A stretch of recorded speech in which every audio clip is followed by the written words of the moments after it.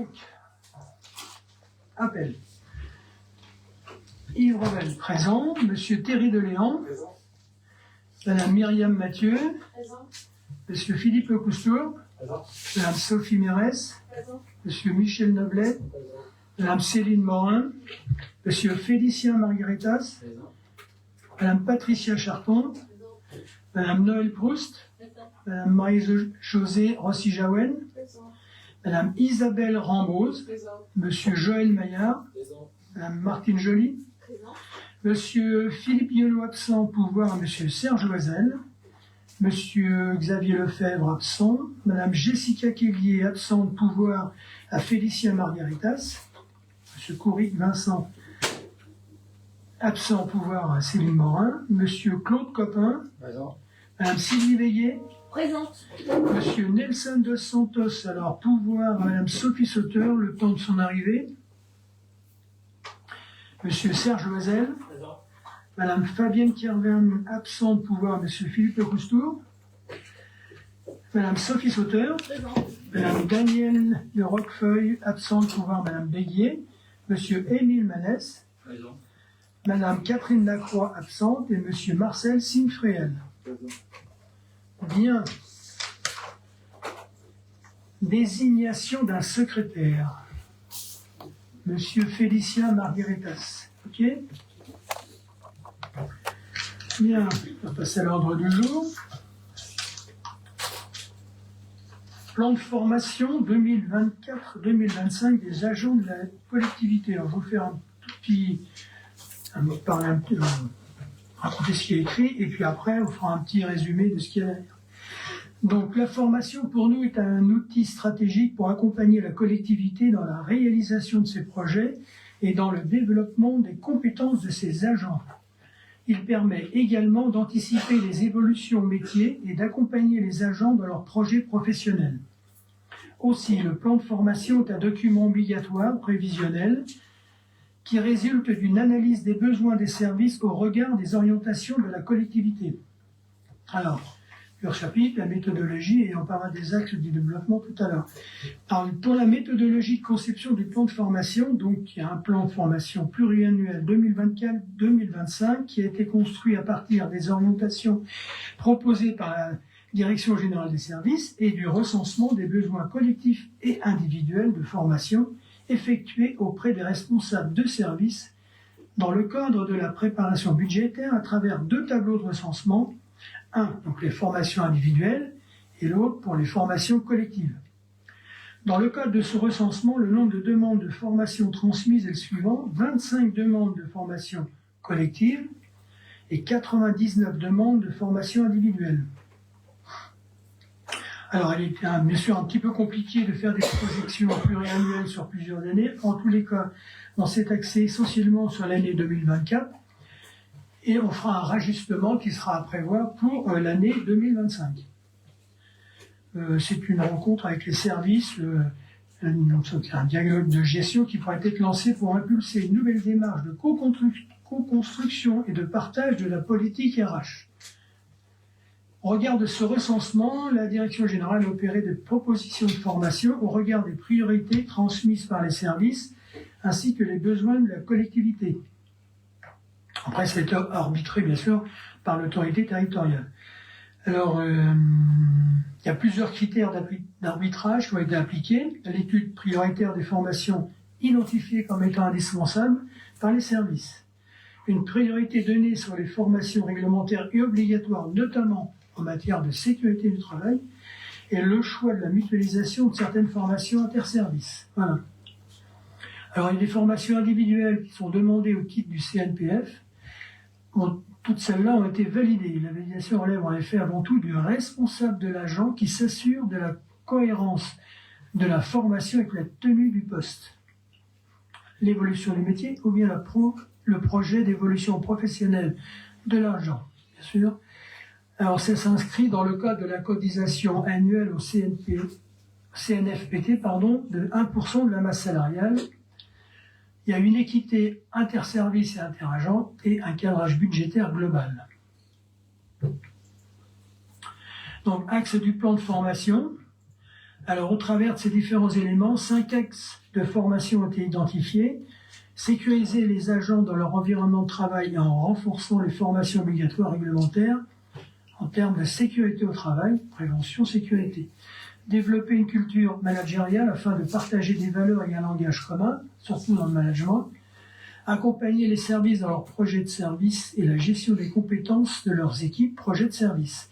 Accompagner les projets professionnels des agents afin de dynamiser les parcours professionnels et favoriser la mobilité.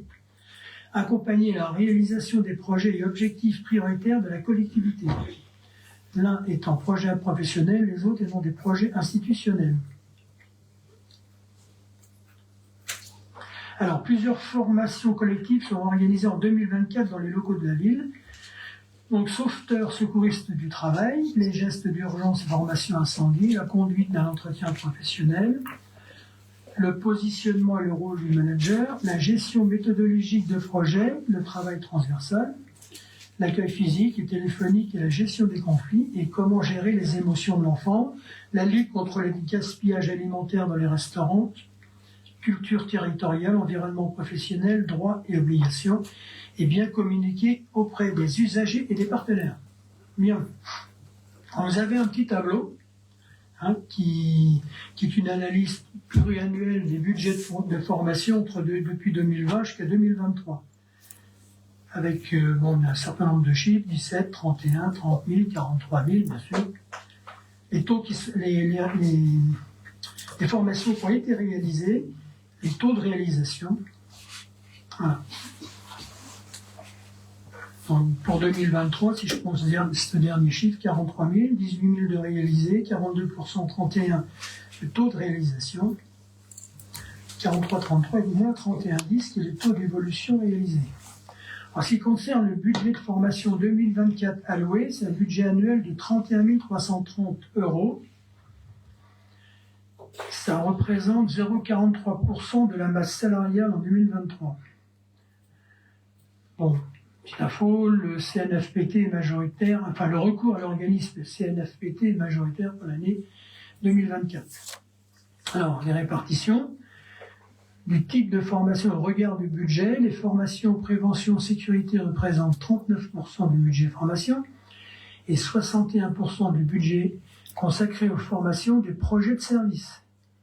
Sur cette totalité, 30% relèvent des formations collectives et 70% des formations individuelles. Voilà. Donc, en ce qui concerne les axes, prévention sécurité, le coût arbitré pour 2024, 12 198. Vous avez le chiffre pour 2025, mais il sera forcément ajusté. Au niveau du management, il n'y en a pas. Au niveau des projets de service, 19 123,04 €, ce qui fait un total de 31 321,04 €. Et le montant arbitré inscrit au budget est 31 330 €. Alors, par type de formation, vous avez les formations collectives pour 9 450 €. Total des formations individuelles, 21 871,04 €, donc 31 321,04 € et 31 330 pour le montant arbitré inscrit au budget. Il représente 0,43% de la masse salariale. De la masse, oui, c'est ça. La masse salariale 2023.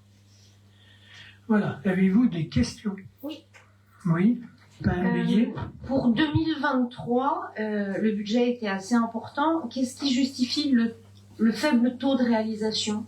Qu'est-ce qui s'est passé? Oui, alors il y a des formations. Alors vous savez que lorsque vous avez un plan de formation, vous avez des formations qui sont faites par des sociétés, par exemple, mais si vous n'atteignez pas le nombre d'inscrits, il y a des formations qui sont annulées. Puis vous savez aussi des personnes qui ne peuvent pas aller aux formations pour différentes raisons.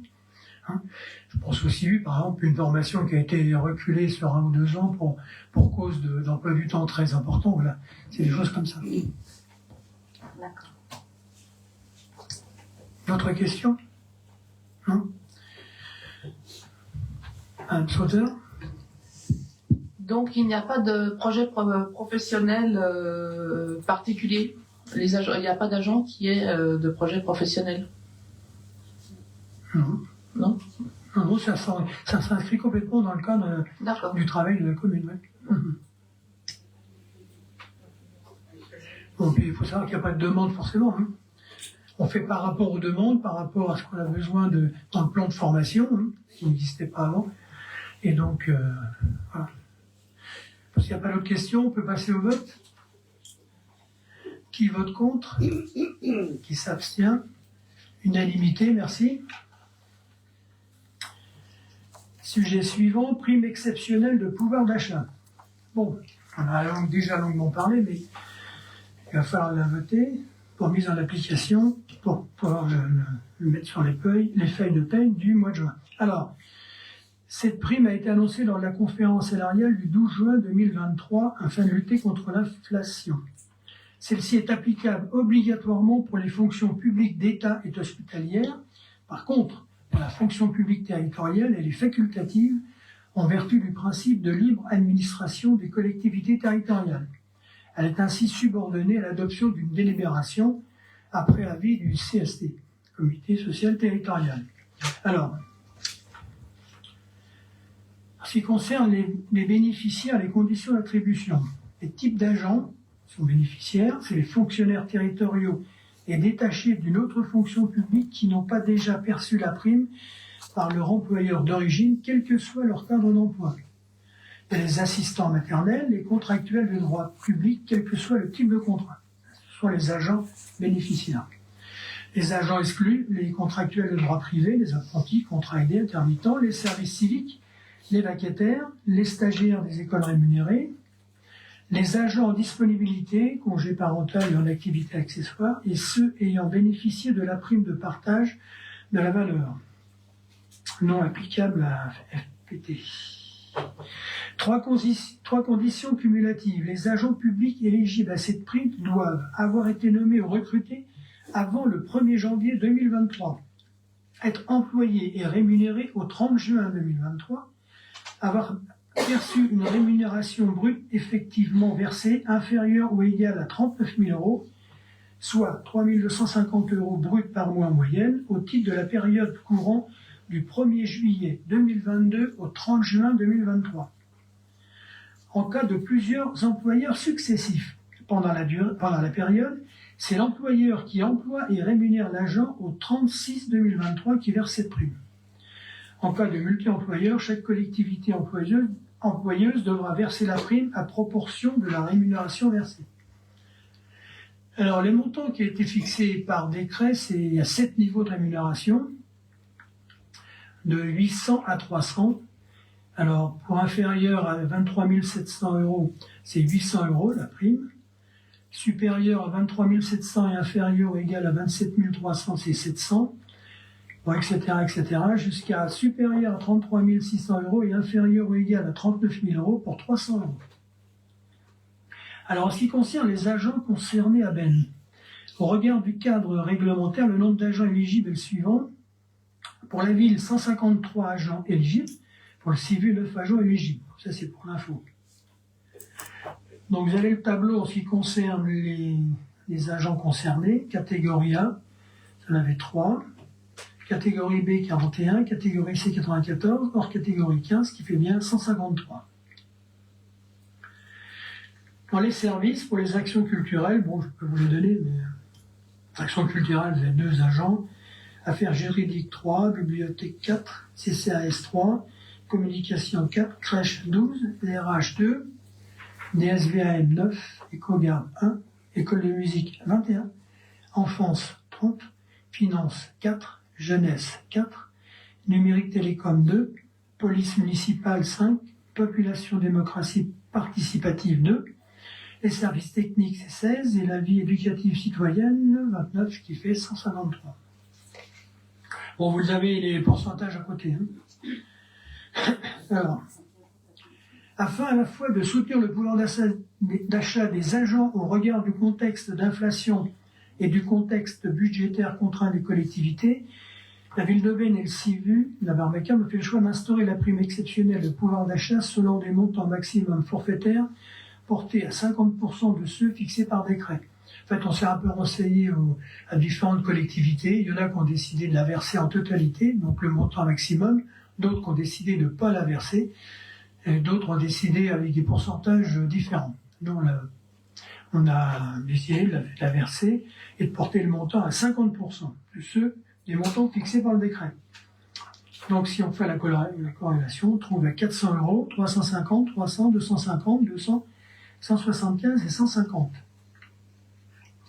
Enfin, donc en fait, elle sera versée au mois de juin 2024, pas reconductible, hein, bien sûr, et elle est proratisée en fonction de la quotité de travail et de durée d'emploi entre le 1/7/2022 et le 30/6/2023.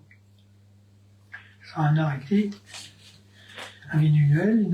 Il est à noter que cette prime est soumise aux cotisations et contributions de sécurité sociale ainsi qu'à l'impôt sur le revenu. Avez-vous des questions? Madame Béguier. Oui, ça représente une somme globale de combien?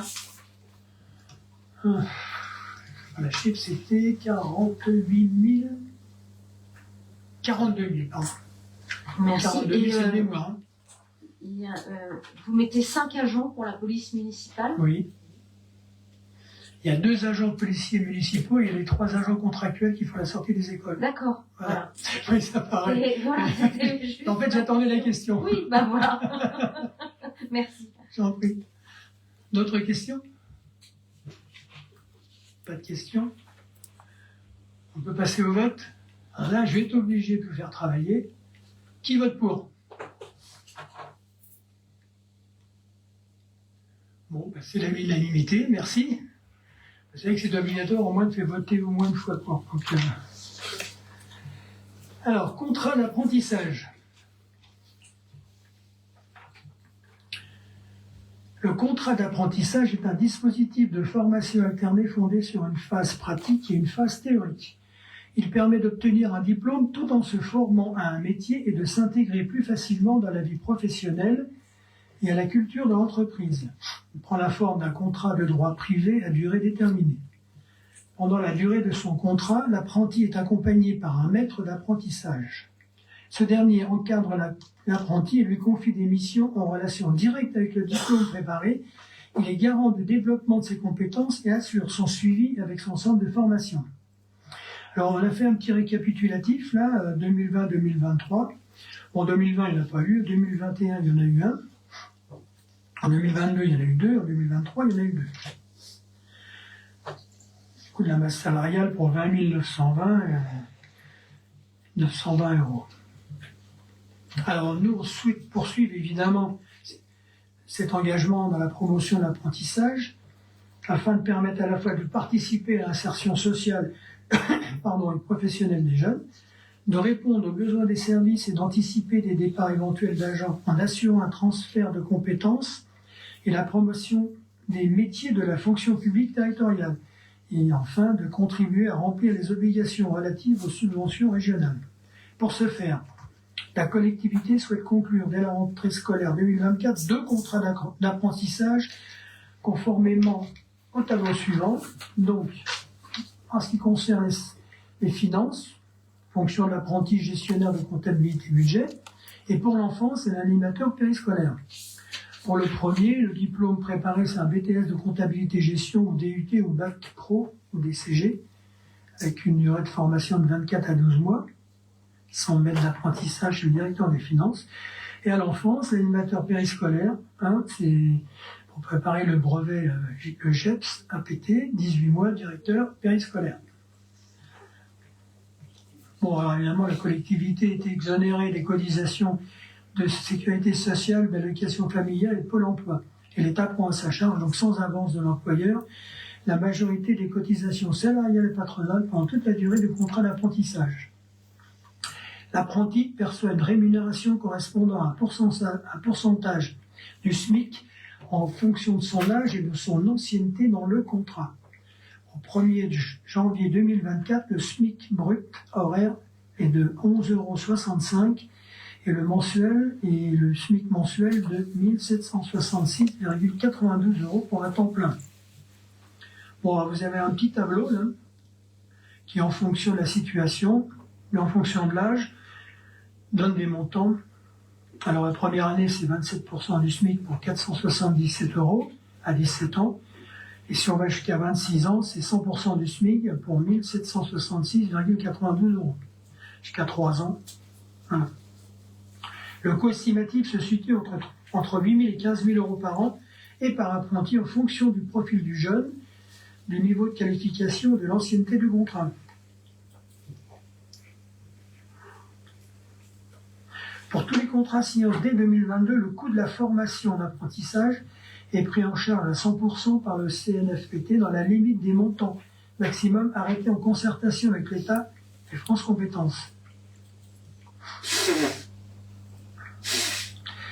Donc, au regard des intentions de recrutement croissantes des collectivités depuis 2020, 2 critères de régulation sont mis en place par ce CNFPT pour la prise en charge des frais de formation. En 2024, la participation au recensement des intentions de recrutement, c'est une phase qui est effectuée, la priorisation des métiers en tension. Il y a eu 44 métiers fléchés, et les fonctions sont recherchées qui correspondent. Avez-vous des questions à poser? Madame Béguier. C'est juste. En 2024, c'est une prolongation des contrats de 2023. Alors, il y a normalement, pas sûr encore, ça serait une prolongation éventuellement. Sinon, ça serait 2 recrutements. D'accord. Parce qu'on a déjà une personne qu'on a en apprentissage. Est-ce qu'il va pouvoir continuer? On ne sait pas encore. D'autres questions? Pas de questions. Est-ce qu'on peut passer au vote? Qui vote contre? Qui s'abstient? Unanimité, merci. Alors. Approbation du rapport de la commission locale d'évaluation des charges transférées de la communauté de communes Cœur d'Yvelines. Vous avez tous le document, le problème c'est qu'il n'était pas terrible, je vous l'accorde. Donc, on va pouvoir passer aux questions. Moi, je ne sais pas si je vais pouvoir me connecter d'ailleurs. Vraiment. Est-ce que vous avez besoin qu'on le projette complètement? Parce que franchement, pas... Alors, je vais pouvoir vous donner quand même un certain nombre d'informations. Vous savez que pour la collecte, le montant, il y a un montant qui a été figé des recettes en 2014 pour 2 212 053,25. Alors, si on considère 2024, il y a eu une régularisation de 2023 de 185 800,35 euros. À cela, on retire, on soustrait donc la mutualisation pour 1 320 euros, les dépenses prévisionnelles pour 1 323 526 euros, et on retire également les participations SDIS pour 269 705,24, ce qui fait que notre attribution de compensation sera de 803 302,36. Voilà. Avez-vous des questions? Moi, si vous avez au niveau des dépenses, je peux vous donner quelques chiffres. Les achats de prestations de services, notamment la restauration scolaire, goûter, etc., pour 340 000. En ce qui concerne l'eau et l'assainissement, vous avez 40 500 euros. Les énergies pour 597 000 euros. Pour les combustibles, le gaz et le fioul, c'est 264 000. Carburant, 45 000. Les livres pour les bibliothèques, on passe par Cœur d'Yvelines pour 15 525,26. Autre, location de machines à franchir, 1 000 euros.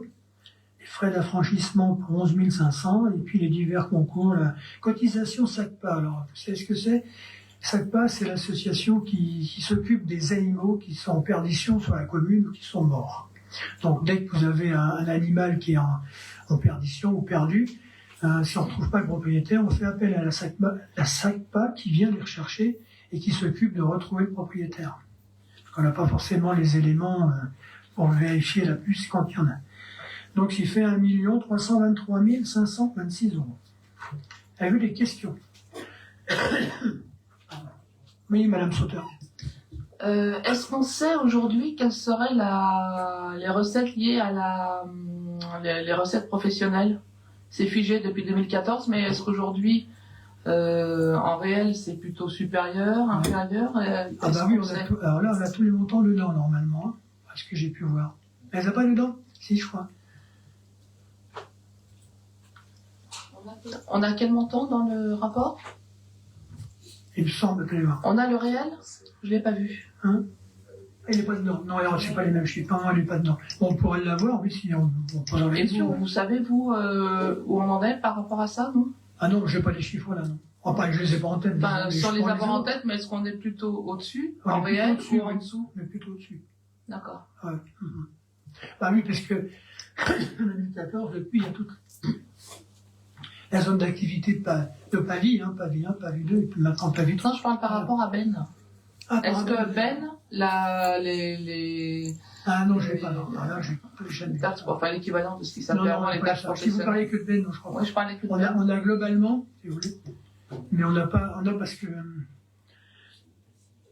je sais même pas s'ils peuvent le savoir. Alors là, est-ce que c'est globalisé sur tout le territoire? Ils n'ont pas les adresses des entreprises. Alors là, il faudrait plonger, en fait, si vous voulez, si on fait la cotisation foncière des entreprises, effectivement, il faudrait plonger sur chaque commune pour voir les entreprises, pour Ben, par exemple, le gaz, par exemple, ce qu'ils versent. Il faudrait, alors s'il n'y a que qui peut le savoir, mais alors ça, je ne sais pas si le travail est fait. Éventuellement, vous pouvez essayer de voir s'il est possible d'avoir cette information. Oui, on peut essayer. On peut voir si Ben est... Hein?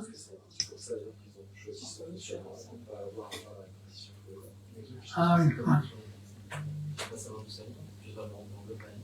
Oui, c'est long. Bon, écoutez, je vais voir avec eux pour savoir si on peut avoir d'autres informations plus précises. Mais bon. Ah ouais. D'ailleurs, c'est bien. Alors oui, oui, mais ça fait longtemps, ça fait déjà plusieurs années d'ailleurs. Quasiment au départ du mandat 2020, là, on avait baissé le taux de la CFE, on l'avait porté à 18,10, à la place de 20 ou je sais plus combien. Ouais. Oui, je vais payer. Oui, et puis éventuellement la différence entre les recettes professionnelles figées par la CLET et puis les recettes réelles. Oui. Sur la totalité du territoire. Oui. Peut-être au moment du rapport d'activité, rapport général. Moi, je vais voir. Ok. À vous d'autres questions? Oui. Le SDIS, ça s'était pas pris en charge par Cœur d'Yvelines pendant un moment? Ou c'est moi qui... C'est Cœur d'Yvelines, là. Non, mais entièrement sans... C'est une charge qui est transférée, oui. Ah, mais je croyais qu'il ne récupérait pas sur les... Ah oui, non. Même la première année. Non, moi, ça me dit rien. Enfin, tout au moins depuis 2020, non, ça me dit rien. Peut-être auparavant, peut-être du temps où c'est historique. Je vais dire ça comme ça. Il n'y a pas de questions, on peut passer au vote. Qui s'abstient? Qui vote contre? Unanimité, merci. Bien, je vais passer la parole à M. Thierry Deléan pour la tarification des activités communales mises en place du taux à l'effort. Merci Monsieur le maire. Bonsoir à toutes et à tous. La délibération qui vous est proposée est le fruit d'un travail de longue haleine qui a démarré en avril 2022 par la sollicitation du cabinet Citexia, si vous vous rappelez, qui nous a accompagnés pour étudier la structuration même de notre tarification communale sur les activités périscolaires et écoles de musique. Une fois qu'il y a eu l'étude, ils nous ont fait un premier rapport que nous avions reçu en septembre-octobre 2022, ce qui a donné suite à la tenue de plusieurs ateliers où certains d'entre vous ont participé avec les parents d'élèves qui ont souhaité aussi participer à cette réflexion pour poursuivre trois grands buts principaux qui étaient donc le premier, le plus évident, c'était de limiter les effets de seuil qu'il y a aujourd'hui encore avec les 15 tranches que tout le monde connaît bien. Lorsque vous êtes juste au-dessus d'une tranche, vous payez bien plus cher que si vous étiez juste en dessous. Donc cet effet de seuil serait gommé. Nous avons aussi souhaité que l'effort de chaque famille soit en fonction de ses revenus, et j'y reviendrai, en s'appuyant sur le revenu fiscal de référence. Également donner plus de lisibilité sur la part de subvention, on va dire, de la commune par rapport à toutes les activités, qui a pu être conduite grâce au travail d'une apprentie des services finances qui avait fait cette analyse, donc avait fait une analytique en fait sur les coûts de chaque activité avec tous les moyens qu'on avait et qu'on n'avait pas, parce que c'est compliqué de faire de l'analytique quand on répartit les fluides, les salaires de chacun, etc. C'est pas, par exemple pour la cantine, c'est la restauration scolaire, c'est pas uniquement le prix du repas, c'est aussi les encadrants, les fluides, l'énergie, etc. Nous étions arrivés fin 2022, en début 2023, pardon, à un troisième atelier où nous avions étudié les impacts de cette nouvelle tarification par rapport à l'ancienne, ce nouveau mode de calcul par rapport à l'ancien mode de calcul, et nous avions pris quelques familles tests pour voir la variation que ça pourrait donner. Parce que bien évidemment, comme nous n'allons plus nous appuyer sur les mêmes informations pour calculer la part que vont payer les familles sur les différentes activités, il peut y avoir des variations. Et ces variations-là tournaient entre moins 20 et plus 20 euros mensuels pour une famille qui prendrait l'intégralité des activités. Avec quelques cas qu'on avait identifiés qui étaient un peu extrêmes, mais après analyse, on s'est aperçu que c'était juste pour quelques familles qui ne prenaient pas l'intégralité des activités. Alors comment ça va se passer ce mode de calcul? Nous allons donc nous appuyer sur le revenu fiscal de référence que tout le monde a sur sa feuille d'impôt. L'un des avantages, c'est que nous avons bâti un partenariat avec les services des impôts pour qu'on puisse connecter nos services informatiques, nos systèmes d'information informatiques. Alors c'est pas encore complètement finalisé et ça a pris du retard l'année dernière. C'est l'une des raisons pour lesquelles il y a eu pratiquement 6 mois d'attente pour la mise en place de ce nouveau mode de calcul. Donc en fait, les services des impôts communiqueront au service de la mairie. Donc il y a une convention qui va être passée. Je pense qu'une fois que la convention sera terminée, elle sera présentée en conseil municipal. Elle est dans la livre. Okay. Qui va permettre de recevoir automatiquement toutes les informations des familles pour avoir la base de calcul du tarif effectif pour chaque activité. Ce qui va affranchir tout le monde, donc les familles, y compris les services, de l'aller-retour annuel, de la saisie de toutes les pièces qui étaient nécessaires pour l'établissement du coefficient familial qui était entre 1 et 15. Donc pour ceux qui ont vécu ça, fait l'année, les feuilles d'impôt, les justificatifs de plein de revenus, de plein de dépenses, etc. Donc ça, on va s'en affranchir. Ça va nous permettre également de mettre à disposition sur le site de la mairie un outil de simulation où les gens, les familles, pourront rentrer leur revenu fiscal de référence, le nombre de parts de leur foyer fiscal. Je reviendrai sur le nombre de parts parce que ce n'est pas le même nombre de parts qui sera pris en compte que les parts que l'on connaît bien sur les revenus des familles. Par exemple, un enfant comptera pour 1 et pas un demi, par exemple, mais j'y reviendrai. Et ça permettra à chaque famille, en fait, pour chaque activité, de voir le tarif qu'elle paiera. Et ce sera donc un tarif qui sera réellement proportionnel. C'est pour ça qu'on appelle ça le taux à l'effort. C'est le taux d'effort par rapport à son revenu, sauf que c'est proportionnel par rapport au revenu. Il n'y aura plus d'effet de seuil, et ce sera après l'application d'une formule de calcul que vous avez dans le dossier de la délibération. Et chaque activité, donc cette formule s'appliquera entre un tarif minimum et un tarif maximum pour chaque activité qui vous sont également présentés dans le tableau. Le mode de calcul, donc on s'appuie sur le revenu fiscal de référence. Pour rappel, le revenu fiscal de référence, ce sont les revenus du travail, mais également certains minima sociaux comme le RSA ou le revenu d'activité, la prime d'activité. On a souhaité ne pas prendre en compte ce que nous ne considérons pas comme des revenus, mais comme des allocations, pour plus d'équité entre les ménages. Par exemple, une allocation logement, ce n'est pas un revenu, c'est une allocation pour compenser la difficulté à avoir un logement, donc on ne le prendra pas en compte.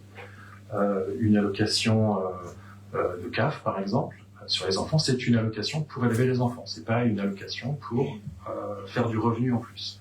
Et ainsi de suite. Ça nous a paru important parce qu'on a reçu un certain nombre de personnes qui...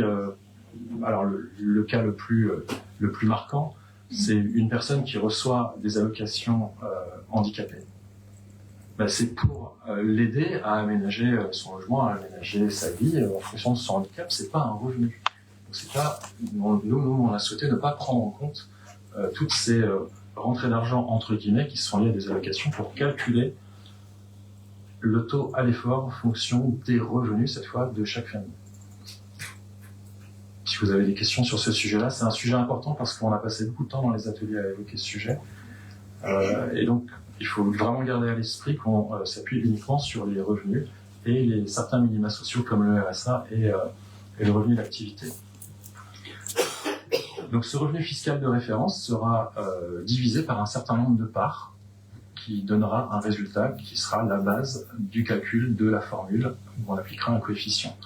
Et donc, le nombre de parts, nous avons souhaité avoir une attention particulière pour les familles monoparentales notamment. Donc une famille qui a un parent et un enfant comptera comme 3 parts et pas comme 2. Donc 2 parts pour, on va dire, la cellule parentale, qu'elle soit comprise entre 1 ou 2 personnes, ce sera 2 toujours. Et chaque enfant, donc de moins de 20 ans, de mémoire, ou moins de 18 ans, moins de 18 ans, chaque enfant de moins de 18 ans comptera pour 1 part. Et donc le revenu fiscal de référence qu'il y a sur la déclaration d'impôt de revenus divisé par le nombre de parts et vous avez tous les détails dans le dossier, parce qu'il y a toute une série de calculs de nombre de parts, donnera ce qu'on appelle le RMPP, donc le revenu moyen par part, sur lequel va s'appliquer la formule. Et pour résumer, alors on va pas, évidemment, on a fait quelques simulations sur des cas réels, on va pas le faire ce soir. Simplement garder en tête que par rapport au tarif minimum, quelle que soit l'activité, la part de subvention, donc la part que prend la municipalité est de 80% par rapport au coût que ça a pour la municipalité. Et pour les tarifs les plus élevés, la municipalité prend 30% de subvention par rapport aux coûts les plus élevés. Donc, comme je le disais, nous avons poursuivi 4 objectifs qui sont rappelés dans l'exposé des motifs. Nous nous sommes posé la question en mai de l'année dernière de l'effectivité de cette refonte des tarifs pour la rentrée 2023, pour plein de raisons qui sont liées au délai très court, à certaines choses qui n'étaient pas prêtes côté des impôts, et puis aussi par une tension sur nos capacités internes à la mairie à pouvoir conduire ce projet. Nous avons préféré le repousser à la rentrée 2024, donc ce sera le cas. Et nous avons également profité de cette délibération pour élargir le calcul de ces tarifs, donc cette nouvelle méthode de calcul à l'école de musique, dont les nouvelles orientations pédagogiques et budgétaires ont été présentées en commission des finances. Et puis, c'est tout ce que je peux vous dire à ce stade, mais j'attends vos questions, si vous en avez des plus précises.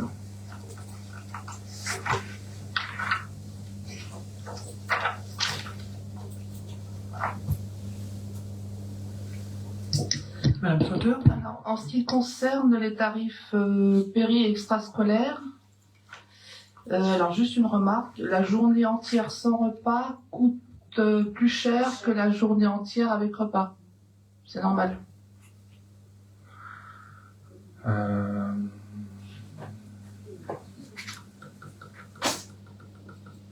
ALSH, oui, je vois. Journée entière sans repas.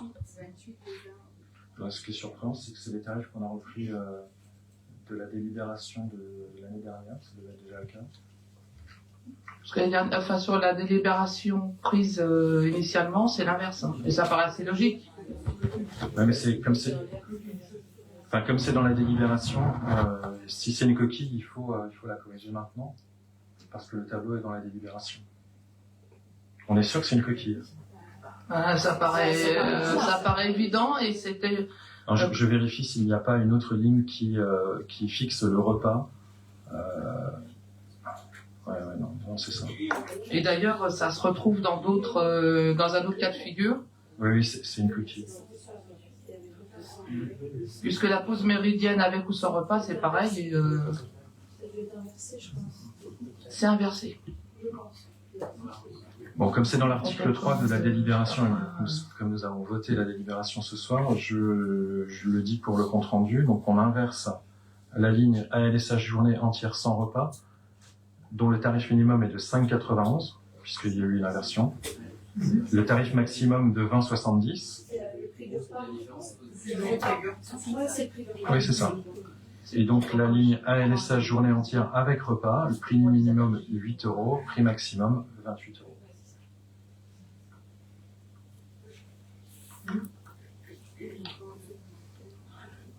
Ok, très bien. Merci. J'ai une autre question. Alors ça, j'ai l'impression que c'est une introduction. Pour les enfants dont le ou les responsables légaux ne résident pas à Bennes, le tarif appliqué sera celui des Bennois, avec application du TPI majoré de 50%. Oui, c'est les tarifs extérieurs. Mais pourquoi avant il y avait un tarif extérieur, mais maintenant il y a un tarif extérieur minimum qui est inférieur au tarif bennois? Non, alors il n'est pas inférieur au tarif bennois puisque les tarifs sont majorés de 50% par rapport au tarif bennois et par rapport à la structuration même des personnes extérieures pour les activités périscolaires, donc qui n'habitent pas Bennes mais qui laissent leurs enfants sur Bennes, c'est pour des raisons en grande majorité qui ne sont pas de leur propre choix. C'est pour des contraintes d'organisation ou pour des contraintes parfois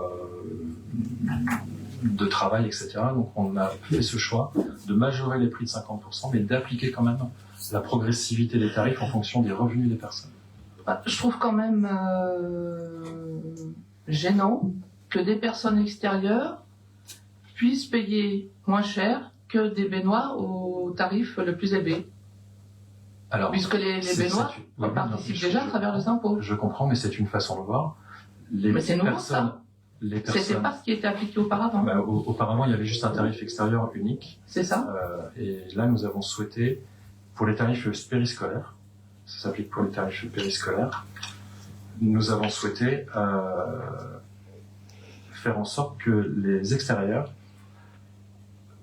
participent à l'effort des tarifs 50% de plus que les Bennois. Et donc, effectivement, quelqu'un qui a peu de revenus, qui vient de l'extérieur, paiera moins cher que quelqu'un qui a beaucoup de revenus, beaucoup plus de revenus sur Bennes. Mais c'est un vrai choix. Mais on demande quand même aux personnes extérieures de Bennes de participer à l'effort 50% de plus que les Bennois. Ça paraît un minimum quand même. Oui. Et c'est pour ça qu'on... je veux dire que donc il y a des Bennois qui, à travers leurs impôts, tous les Bennois d'ailleurs, participent à l'accueil de personnes extérieures à Bennes. Oui, par exemple, pour les familles qui ont des enfants dans le dispositif Ulysse, par exemple. Non, mais ça, c'était à part. Ça avait été une délibération à part. Voilà. Ou pour des familles où il y a des difficultés, on en a quelques-unes où il y a des difficultés pour avoir leurs enfants dans leur commune pour des raisons familiales, qui laissent leurs enfants aux grands-parents et les enfants sont scolarisés sur Bennes, par exemple. C'est un vrai choix, hein. J'entends que... Mais ce que je comprends pas, c'est pourquoi vous n'allez pas directement voir les communes d'origine de ces personnes pour que ce soit elles qui prennent en charge cette différence. C'est chacun son rôle. Enfin, je veux dire, je comprends qu'on s'inquiète de personnes extérieures qui ont des revenus un peu délicat, mais chacun son problème, chacun sa responsabilité. Donc c'est aux communes d'origine de ces personnes de faire en sorte qu'elles puissent être accueillies à Bennes, et c'est à ces communes de participer. C'est un point de vue. Alors pas forcément, c'est pas forcément le nôtre, parce que comme je vous l'ai dit, c'est pas forcément un choix de la famille pour être dans cette situation. Et par ailleurs, ça ne représente pas énormément de familles non plus. Ouais. Enfin, je regrette que ça n'ait pas été précisé, parce que là, c'est une nouveauté et je pense que vous auriez dû le présenter. Que vous ayez des choix, très bien. Hein. En ce qui concerne l'école de musique, on n'y est pas encore. Oui. Pardon. Alors allez-y, présentez les... Bah si, c'est dans ces délibres. Hein. C'est l'article 7. C'est la même délibre. Ouais. Donc on peut en parler. Ouais. Oui, donc alors je regrette, je l'ai dit à l'occasion d'échanges par mail, je regrette qu'il n'y ait pas le mot augmentation, parce qu'il s'agit quand même d'une augmentation des tarifs, et que cette augmentation n'est pas négligeable. Pour certains, elle va être de 44%, donc c'est beaucoup quand même. Hein. Pour ceux, c'est à partir de l'équivalent du quotient 8 qu'il y a beaucoup de Béninois qui fréquentent l'école de musique. Donc pour le coût global forfaitaire qui lui, donc le tarif 1, qui augmente de 160 à 560 euros, alors qu'auparavant il était... Non, il passe de 160 à 560 euros, alors qu'avant c'était 181 à 388. Je parle des tarifs Il n'y béninois. a plus de caution. Non, mais il y a quand même des tarifs. Oui, non, mais d'accord. Hein. Donc on va peut-être pas payer 100% de 560 euros, mais ça va être un pourcentage qui... ça va être une augmentation de 79%, 78%, au lieu de 80%. Vous avez, il y a un tableau, enfin moi je sais pas ce que vous avez, mais par exemple, si on prend l'équivalent du QF1, enfin c'est le tableau qu'on a, qui passe de 181, ce qu'on avait demandé, est-ce qu'il baisse? Il passe à 160. Oui. D'accord? C'est une diminution. Vous avez 11, alors, le delta en pourcent est de 12. Hein. C'est tombé. Le QF2, c'est pareil, il diminue. Après, vous avez quasiment l'équivalent du QF3. Mais évidemment, ça augmente après. On est d'accord. Ça va, vous avez 44%. Alors, c'est 44,16 pour le coefficient 15. Voilà. Ouais. Voilà. Donc, c'est quand même une augmentation importante. Oui. Donc, je regrette que ça ne soit pas présenté quand même comme une augmentation. Oui, et puis, d'autre part... C'est quand même une augmentation, parce que je ne sais pas comment vous le voyez, mais... c'est pas marqué. Et puis, d'autre part, il y a quand même en commission un cas de figure qui n'a pas été évoqué. Ouais. C'est le parcours ado-adulte amateur qui devient absorbé par ce nouveau tarif 1. Et donc là, les augmentations, elles vont de 10% à 80% pour le quotient 15. C'est énorme. Bon, je regarde parce que ça me paraît... Ouais. Monsieur le maire, je voudrais ajouter quelque chose, c'est que les tarifs n'avaient pas été augmentés depuis 2011 sur l'école de musique. Hein. Oui, d'accord. Oui, d'accord. Oui. Oui, non mais... Il faut le dire, il faut préciser qu'on n'est pas très haut par rapport aux communes autour. C'est ce que j'allais faire, mais vas-y. Non mais vas-y, c'est vrai que par rapport... Enfin, moi j'en fais partie de l'école de musique, donc je connais les tarifs, je pense qu'il y en a d'autres ici qui en font partie aussi. Et je connais les tarifs, donc c'est vraiment, jusqu'à présent, tout au moins ce qui me concerne, et je suis au tarif 15, hein, je suis au plus haut.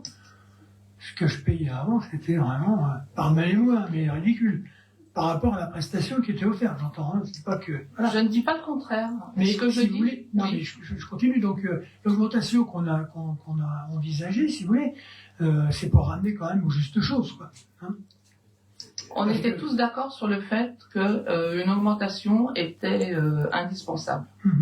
En revanche, l'importance de l'augmentation que vous avez prévue m'inquiète, parce que j'ai repris des chiffres. En 2018-2019, il y avait 375 élèves.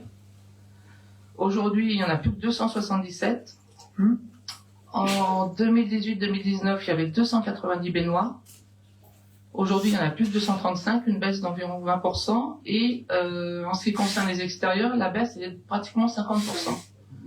Donc, est-ce que cette augmentation ne va pas détourner les élèves actuels ou futurs d'adhérer à l'école de musique et de trouver ce qui était déjà le constat à l'époque, avant même le Covid? Il y avait la tentation de se tourner vers des webinaires, des formations sur Internet. Donc, je crains que vous tiriez une balle dans le pied de l'école de musique, si je puis dire. Je sais pas, l'avenir peut-être le dira.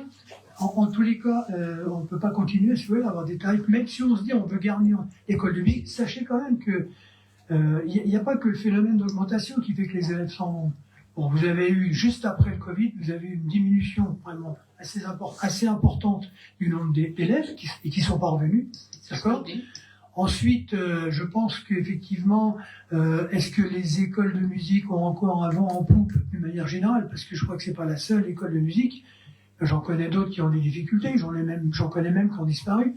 Une certaine façon, comment dirais-je, d'enseigner, et vous l'avez justement bien dit, hein, sur Internet, vous avez des cours partout. Donc il y en a beaucoup qui, au lieu de venir de l'école de musique, vont suivre un cours à l'heure qu'ils veulent. Et c'est pas tout à fait la même chose, vous voyez. Mais pratiquer un instrument de musique de façon collective, parce que c'est ça aussi, hein, une école de musique, hein, de façon collective, est bien plus important. Je pense que si vous êtes venu à la dernière cérémonie du 8 mai, vous avez vu que maintenant nous avons une harmonie qui vient et tout un groupe de chants, un choral qui vient, d'accord, et qui vient aux cérémonies. Donc c'est quand même quelque chose qui fait qu'aussi en même temps, les gens vont rester à l'école de musique. C'est pas simplement pour dire je vais prendre un cours, je m'en vais. Vous voyez, ça n'a pas de sens. Mais bon, je pense pas que ça fasse diminuer forcément vraiment les élèves. Je pense qu'il y a une autre motivation. C'est un peu comme dans d'autres domaines. Hein. Oui, alors ce que je crains quand même, enfin ce que je regrette, c'est qu'il n'y ait pas eu dans le prolongement exactement de ce que vous dites, une véritable réflexion sur l'école de musique et peut-être aller plus loin qu'un simple règlement qui est très intéressant, mais une véritable réflexion sur la place de l'enseignement, comment et peut-être. Alors, il y a deux choses. Il y a un règlement. Après, il y a on va en parler tout à l'heure. De toute façon, on va anticiper même, c'est pas grave. Sur le travail, et après, il y aura un projet d'établissement qui va arriver après. Si vous voulez, là, pour l'instant, on travaille évidemment sur un règlement, sur tout le parcours des études, parce qu'il faut quand même qu'on explique un peu comment ça va se dérouler maintenant, si vous voulez, au niveau de l'école de musique. Et après, vous avez un projet d'établissement qui est, par exemple, de faire une harmonie, de créer un big band, de faire, voilà, c'est des choses comme ça. Ça, c'est un projet d'établissement. Ouais. Et en ce qui concerne les tarifs, pour en finir, on va pas épiloguer, je pense que sur la méthode, il aurait mieux valu commencer par mettre en place le fameux TPI pour voir l'impact déjà sur les élèves et ensuite faire l'augmentation. Alors que là, on navigue un peu à vue et puis alors, l'autre inquiétude, et ça je l'ai dit en commission, l'inquiétude aussi je l'ai dit en commission, c'est qu'entre l'augmentation des impôts, l'augmentation des tarifs périscolaires et l'augmentation de tout ce qui est municipal, les Béninois n'aient plus les moyens de faire face à tout. Voilà. Oui. Juste pour préciser, parce que là, on parle d'une augmentation qui amène à 560 € le tarif maximum, qui est quand même à l'époque pas loin de la moitié du tarif maximum ou médian d'école de musique des alentours. Ensuite, après, il y a il y a quand même un sujet de finance là-dedans. On avait calculé vite fait entre nous, là, c'est pas forcément un chiffre qu'on peut employer, mais si on divise le nombre d'élèves de l'école de musique par le coût à l'année de l'école de musique, on est presque à 2000 € par élève. C'est un investissement. Donc nous, on a fait le choix aussi de baisser le tarif minimum pour l'accessibilité à la culture, mais on peut pas avoir le débat d'un côté qui dit faut faire attention aux finances, etc., faut se raisonner, il faut avoir un raisonnement sur les recettes, etc., et ensuite avoir ce genre de propos sur une augmentation qui est réelle, on est d'accord, elle est réelle, mais elle est relativement mesurée et on reste toujours moins cher que les villes autour. Voilà, je pense qu'il fallait le dire. Ok, d'autres questions? S'il n'y a pas d'autres questions, on peut passer au vote. Qui vote contre? 4. Qui s'abstient? 1. C'est bon? Ok, merci. Monsieur Copain. Bien. Ensuite, mise en place d'un règlement intérieur et d'un règlement des études pour l'école municipale de musique. Plein sujet. Bon, on va... Bon, tout le monde connaît l'école de musique. Hein. On a donc décidé de mettre en place, si vous voulez, un règlement intérieur et un règlement des études pour bien. Je crois que le règlement intérieur, je ne suis pas sûr qu'il ait vraiment existé, je veux dire, dans ce sens-là, puisque moi je l'ai jamais vu. Et un règlement des études, c'est tout à fait nouveau, si vous voulez, puisqu'il a été, il permet maintenant pour un élève qui vient s'inscrire à l'école de musique, de savoir exactement comment il va pouvoir préparer son cycle dans l'école de musique. D'accord ? Alors, il y a un règlement déjà intérieur qui permet de fixer les limites, évidemment, des actions qu'on peut faire dans une école. D'accord ? Il y a sur le fonctionnement. Alors bon, évidemment, l'école de musique est administrée par la commune de Maine et est placée sous l'autorité du directeur. D'accord ? Ok ? Donc vous l'avez lu, je pense, dans le règlement, vous avez trouvé le fonctionnement. Dans le fonctionnement, bon, on ne va pas dire grand-chose. Les cours se déroulent de septembre à juillet l'année suivante. Les fermetures, c'est identique aux vacances scolaires. Vous avez les horaires. Bon, ça c'est classique. Lundi à 13h30, 22h, etc., etc. Sauf le samedi, 9h, 18h. Le mercredi, de 9h à 22h. Quand même 2 journées pleines. Voilà, bon, après, l'accueil du public se fera de 16h à 18h les lundis. Bon, ça, c'est pour éviter qu'il y ait toujours à l'école de musique un va-et-vient sous l'administration. Bon, après, on fixe les règles pour arriver correctement, tenue correcte, etc., etc. Que les enfants viennent aux horaires prévus. Après, évidemment, en cas d'absence d'un élève, les parents sont tenus d'en informer l'administration, ce qui ne se fait pas toujours, ce qui n'est pas toujours très, très amusant pour les professeurs qui sont là et qui attendent un élève, alors qu'en fait, l'élève sait qu'il ne viendra pas. Bon.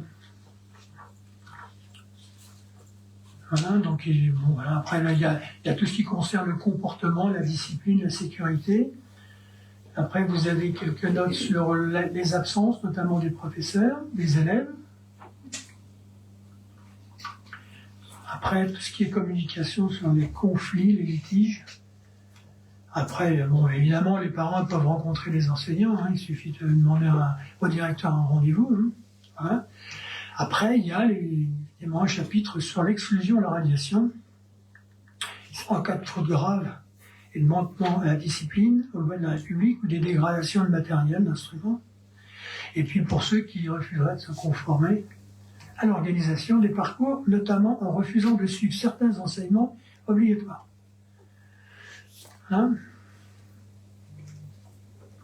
Alors l'école est ouverte à tous dès l'âge d'1 an. D'accord ? Donc évidemment, la priorité d'accès réservée aux Bénois.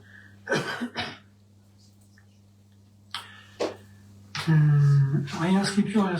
Bon, les anciens élèves qui n'auraient pas procédé à leur réinscription sur la période prévue, puisque perdront la priorité, c'est important, ils seront considérés comme de nouveaux élèves. Après, vous avez toutes les modalités financières, tarifs des cours et activités de l'école de musique sont votés par le conseil municipal. Ils seront donc consultables sur le site internet de la ville.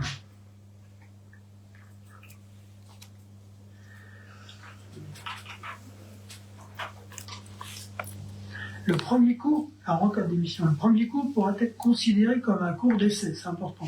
L'élève qui voudrait à la suite de ce cours démissionner devra le faire savoir au plus vite par mail auprès du secrétariat.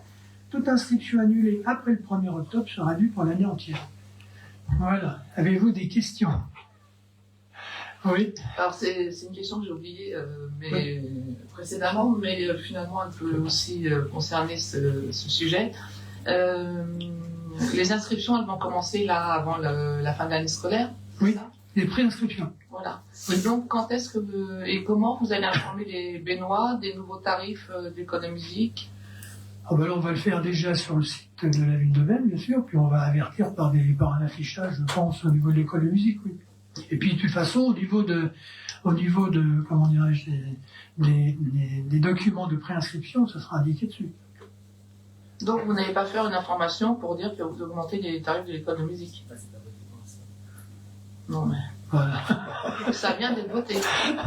Vous venez de le voter. Pardon ? Bah là, c'est le règlement, les tarifs, ils ont été votés précédemment, donc c'est Non, mais les règles d'augmentation, ça sera indiqué, bien sûr, au niveau de l'écoute de musique, puisque on a un règlement. Ouais, vous avez des communications sur le budget, vous avez communiqué aussi sur l'augmentation des tarifs périscolaires. Je voulais savoir si vous aviez Ça sera fait au niveau de l'école de musique, voilà, comme pour les tarifs périscolaires, comme pour les autres. Hein. Non, le tarif périscolaire, c'est qu'il y avait eu dans le BenActu une communication. Bah là, pour l'instant, pour le BenActu, ça va être compliqué pour le. Il n'y en aura pas l'autre. Donc il n'y a rien de prévu. Voilà, il n'y a rien de prévu. Pour l'instant, moi, il n'y a rien de prévu. Maintenant, on peut. Hein, oui, comme je viens de le dire, sur le site et puis sur l'école de musique, ça va être indiqué dans tous les documents. Hein. Et c'est prévu. D'accord. Voilà. Alors, il n'y a pas que ça. Dans cette délibération, il y a aussi les parcours. D'accord ? Bon, alors, il y a différents parcours. Vous avez le parcours initiation, le parcours général, hein, avec tous les cycles. Cycle 1, 2, 3. D'accord ? Comme vous l'avez lu, je pense. Vous avez les parcours musique actuelle de jazz, par exemple. C'est en 2 cycles. Cycle 1 pour l'apprentissage, cycle 2 pour l'approfondissement. Après, vous avez toute une partie sur les évaluations, les examens. Ensuite, vous avez tout un parcours ado-adulte. Hein, précision, cours d'instrument, 30 minutes de cours individuel. Voilà. Après, avec une pratique collective obligatoire.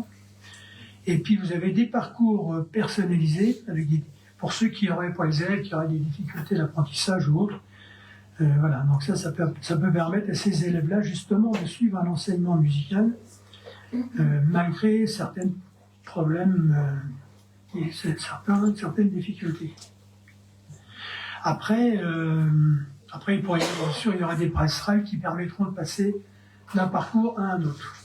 Donc après, vous avez tout le schéma derrière qui vous indique, c'est le schéma des cursus. Avez-vous des questions? Parce que là, je ne vais pas tout détailler, sinon, pour l'heure. Bon, après, c'est dans toute la partie des cycles, hein, c'est assez classique quand même. Hein. Les cours d'instruments, les cours de formation musicale, la pratique collective obligatoire, dans tous les cycles. Premier cycle 1, 30 minutes, deuxième cycle 2, 40 minutes de cours, et cycle 3, 50 minutes de cours hebdomadaires. Voilà.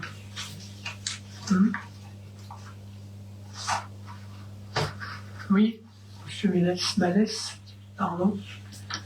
Je voudrais simplement savoir combien nous accueillons d'élèves dans le niveau éveil et jardin musical 1. Mais est-ce qu'on en accueille déjà? Oui, bien sûr, on l'accueille à partir de 1. Mais c'est prévu, mais est-ce qu'on en accueille? Oui, on en accueille. D'accord. Bien sûr. La réponse me suffit. Non, mais on en accueille. Après, le nombre, je ne sais pas les pas franchement d'être. Peu importe le nombre. Merci. Je t'en prie, il n'y a pas de souci. D'autres questions sur ces parcours? Il n'y a pas de questions. Bon, est-ce qu'on peut passer au vote en ce qui concerne le règlement intérieur et les parcours des études? Bien, qui vote contre? Qui s'abstient? Unanimité, merci. 1. Direction des sports, de la vie associative et des manifestations de M. Philippe Coustour, convention temporaire de partenariat événementiel. Merci, monsieur le maire. Oui, bientôt, dans très peu de temps, les fêtes de Benne vont se dérouler 21, 22, 23 juin. Et nous avons mené une réflexion sur l'organisation de ces festivités, notamment au niveau de la partie restauration buvette, qui est particulièrement lourde. Et dans cette optique, on propose, pour soulager un petit peu les services, et puis surtout pour l'efficacité et la qualité de la restauration buvette, de confier toute la restauration buvette à une association locale qui a choisi son nom et qui s'appelle les Épicuriens Bennois. Quels sont les avantages de cette solution? Déjà, ça décharge la municipalité de la gestion directe de la restauration buvette. Je vous rappelle les difficultés qu'on a maintenant avec le fisc pour utiliser de l'argent liquide, qu'on ne peut plus faire du tout. Ça nous permet aussi pardon, la DGI, oui, vraiment. La DG FIP, voilà, merci. Donc comme ça permet au service de se concentrer sur d'autres aspects de l'organisation des festivités. Ça permet aussi d'impliquer les associations et donc d'être dans cette optique de faire participer les associations à cet événement qui est quand même assez lourd, notamment en matière de restauration. Et puis ça permet aux associations de se développer et de se faire connaître auprès de la population, puisque ce sont des bénévoles des associations qui assureront la cuisine et le service. Alors, vous avez une convention, bien sûr, il a fallu qu'on fasse une convention. Vous avez une convention qui a pour objet de définir le niveau d'implication de chacune des parties, c'est-à-dire de chacun des partenaires, que ce soit la mairie ou l'association. Et donc, de cette convention, il vous en avait proposé un exemplaire que je vous propose de bien vouloir valider au sein de ce conseil municipal. Est-ce que vous avez des questions? Oui. Est-ce qu'on va leur allouer un budget? Non, pas pour l'instant, parce qu'en fait, ça fait depuis qu'on est en mandat, que nous avions ce problème de ne pas pouvoir récolter de l'argent liquide. Et donc c'est une association, les Vignerons de Maine, qui ont actuellement ont ouvert un compte spécial, qui ont une certaine somme d'argent importante, 11 000 euros, il n'y a pas de... Qui vont pouvoir assurer une trésorerie. Qui vont reverser à l'association Les Épicuriens, et ça va faire un fonds de départ, et ensuite l'association travaillera avec ça. D'accord. Et c'est une association à but non lucratif, donc le reversement des bénéfices se fera également aux associations? Alors, elle gardera une partie des bénéfices parce que cette association aura pour objectif de gérer la fête de Maine, le marché de Noël, le forum et la brocante au niveau financier. Donc ils vont se garder un fonds de roulement, mais effectivement il est prévu, et c'est l'association qui le décidera, puisque c'est une association à part entière, qui le décidera, il est prévu que des fonds soient reversés, qui au Resto du Cœur, qui au Téléthon, qui à la Caisse des écoles.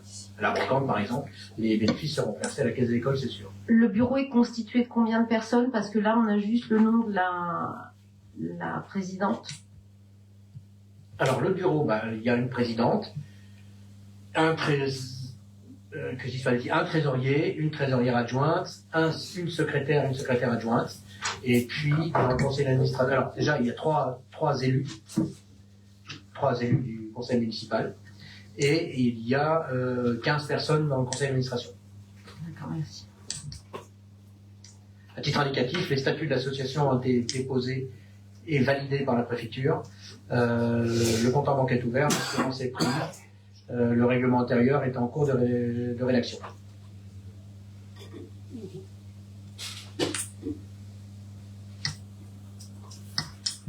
Avez-vous d'autres questions? Madame Sauter? Oui, enfin moi c'était des questions aussi que je me posais sur les finances. Et je m'étonne quand même que dans le cadre d'une convention, il ne soit pas précisé ce qui va être fait des bénéfices ou... puisqu'il y a quand même une mise à disposition. Si vous avez lu la convention, il est bien clair que l'association devra nous fournir un bilan des dépenses et recettes de toutes les manifestations. Alors là, il y a une coquille aussi, parce que il y a marqué que dépenses, mais c'est dépenses et recettes dans la nouvelle version qui doit être ici. D'accord, parce qu'effectivement, il y a marqué attestant de la conformité des dépenses effectuées, c'est très vague. Et recettes, effectivement. D'accord. Alors juste pour la forme, il me semble qu'il y a une contradiction, à la fois une redondance et une contradiction, entre l'article 7, la présente convention pourra être résiliée par chacune des parties en cas de non-respect d'une ou plusieurs de ces clauses, et puis article 8, le non-respect d'une de ces clauses de cet accord par l'une ou l'autre des parties entraîne sa résiliation de plein droit. Oui. Ça, c'est... Non. La présente convention pourra être résiliée. C'est volontaire. C'est volontaire. Oui. Le non-respect d'une des clauses de cet accord, c'est juridique. Effectivement. C'est vrai qu'elle est mal tournée cette phrase. Ça veut dire que de toute façon, s'il y a non-respect d'une clause, elle est résiliée. Donc c'est pas la peine de dire que elle pourra être résiliée puisqu'elle le sera d'office. Ça dépend. C'est pas majeur, mais. Non, c'est pas de toute façon pas trop de lumière. Mais je pense que c'est pas. Oui, effectivement, c'est soit l'un, soit l'autre. C'est soit l'un, soit l'autre. On dirait qu'on a fait ceinture et bretelles. Ouais. Voilà. Ah oui, mais des fois, ceinture et bretelles, c'est rien du tout. Mais bon.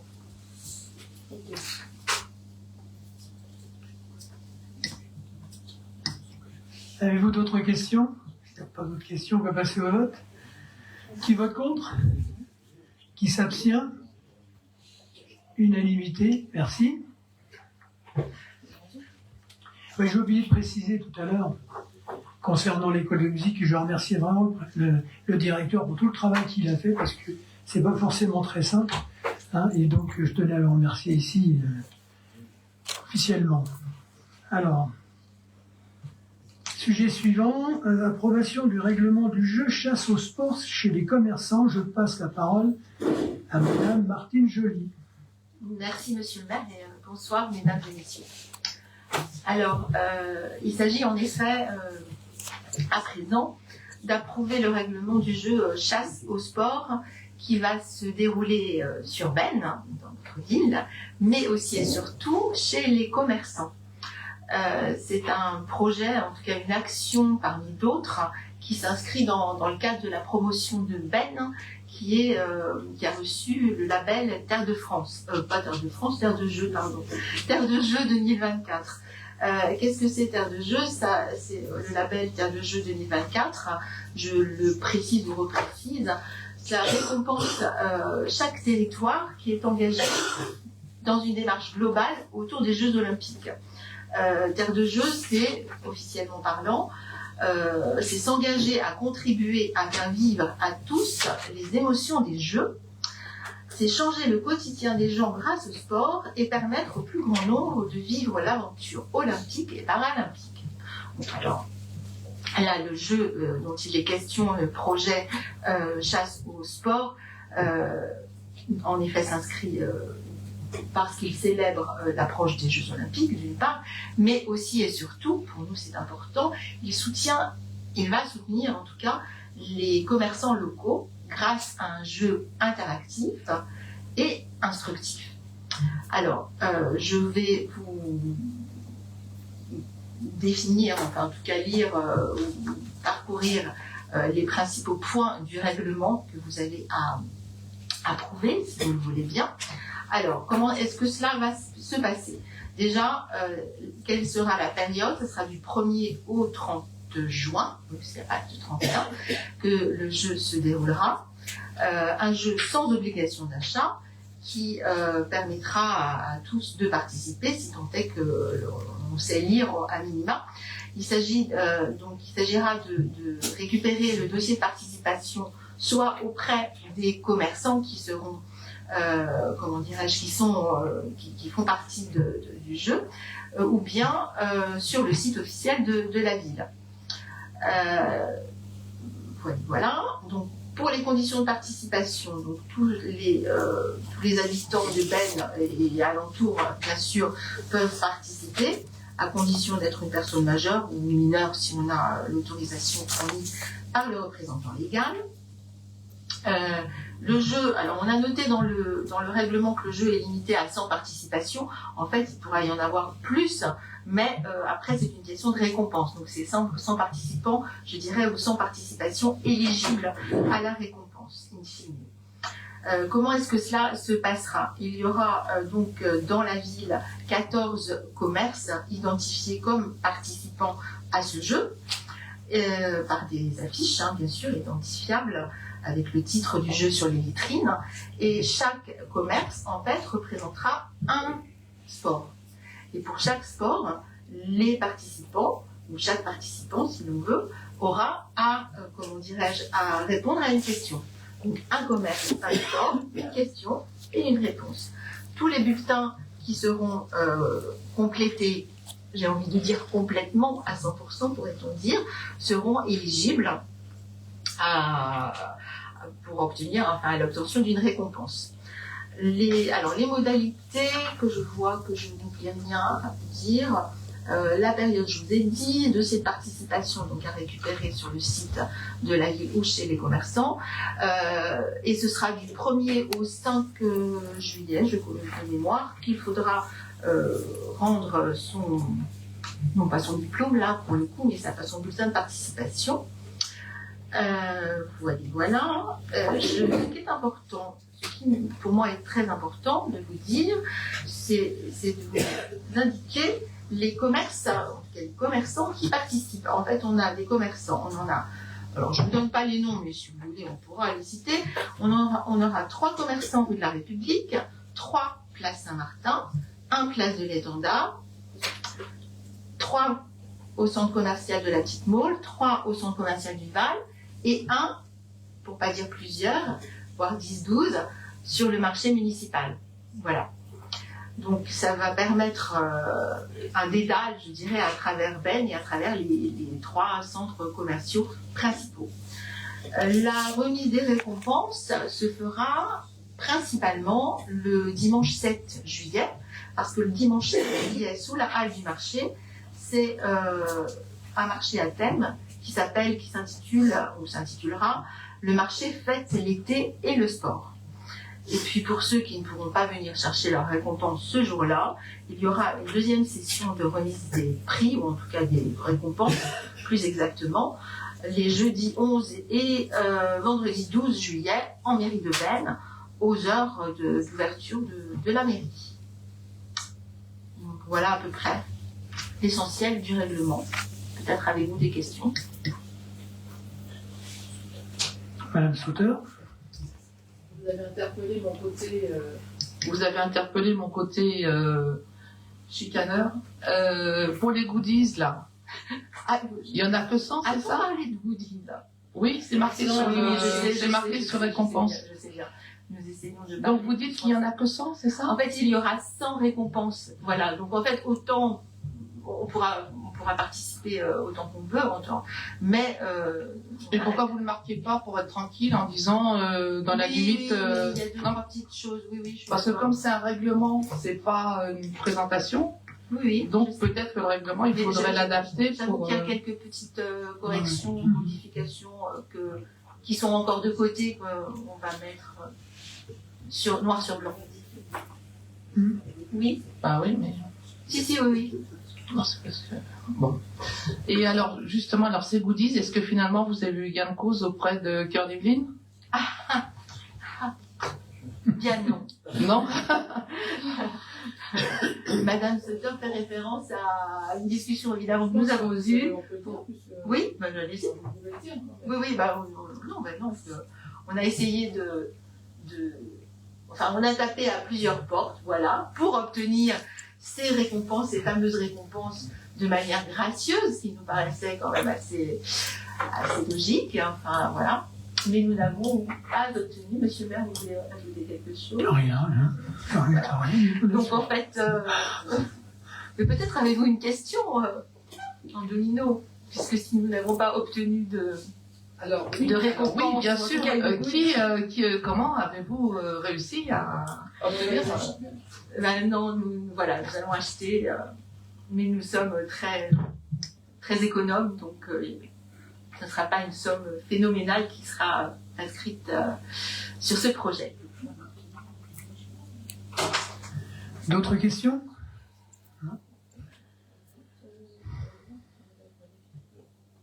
Oui, monsieur Manès? Compte tenu de la limite en ce qui concerne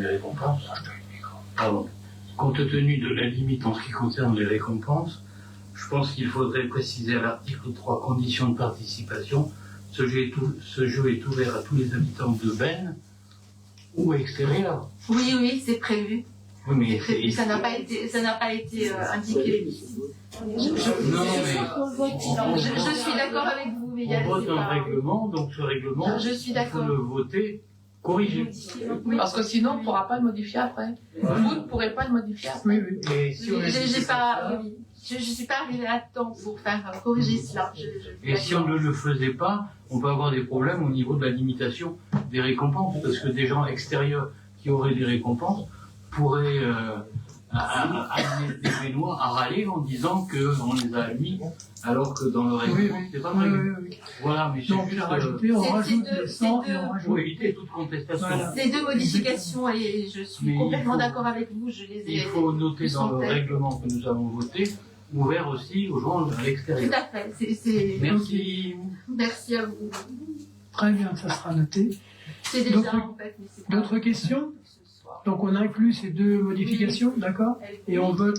Et alors, Oui. il y a une autre modification, c'est que là, d'après ce que vous nous dites, la liste des commerçants n'est Oui. pas définitive. Ah si.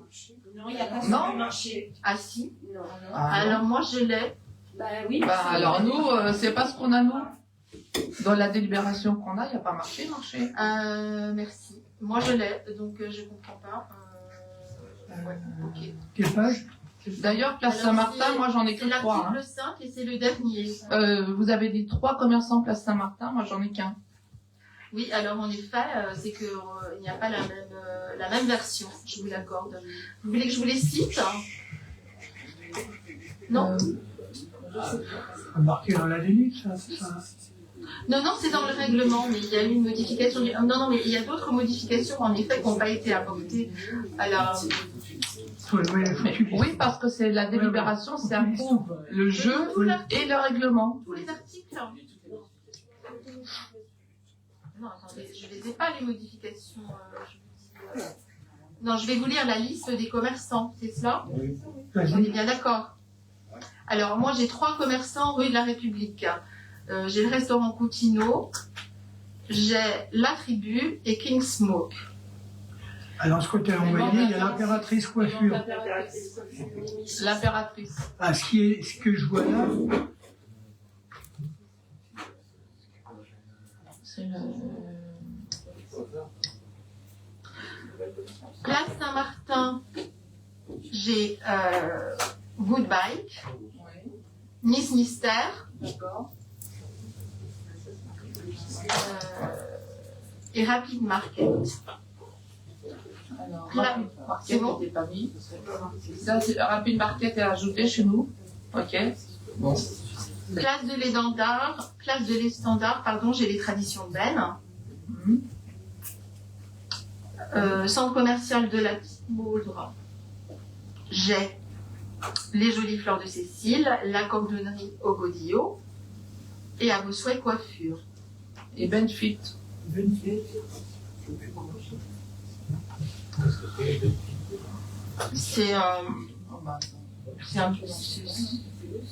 C'est une multi-activité entre l'activité physique, enfin oui, et puis la nutrition, oui, et aussi des articles de bien-être, on va dire.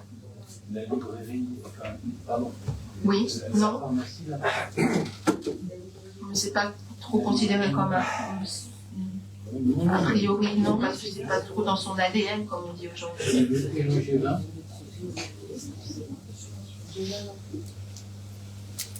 Alors, qu'est-ce qu'on avait non, mais je vous cite. Alors, la petite Maudre, je vous ai dit. Le Val, au Val, j'ai l'épicerie d'à côté, la boucherie et le bar, le convive. Et puis, enfin, moi, j'avais le marché municipal. Tout le monde au marché. Oui, c'est ça. Ok. Bon, ben voilà. Écoutez, c'est pas clair, on va rajouter quelque chose d'ailleurs.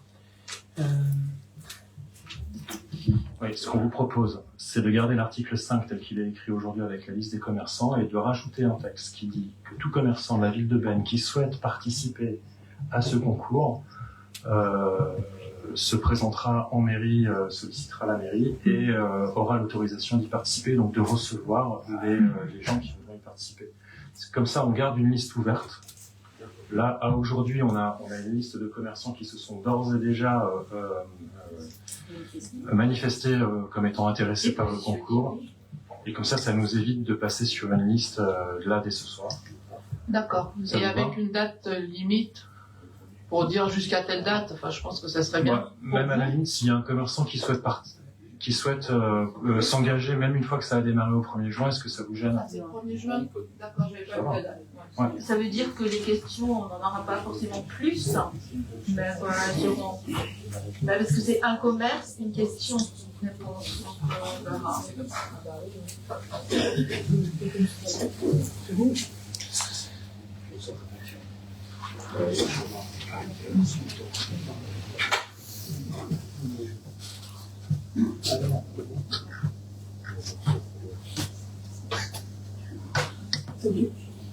C'est bon avec ces modifs là? On rajoute la phrase. Et les deux autres? Modification? C'est bon? Pardon, oui. Oui. Les deux autres modifications, c'est-à-dire sans récompense maximum, c'est oui. bien cela? Oui. Oui. Et puis la deuxième? Et la deuxième, ça je m'étais déjà noté, c'était les habitants de Benne et communes d'alentour. D'accord, ok, très bien. Bien, si cette fois on est ok.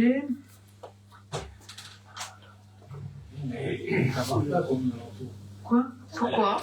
Et extérieur. Oui, voilà. L'extérieur, oui. Extérieur. Faut pas limiter.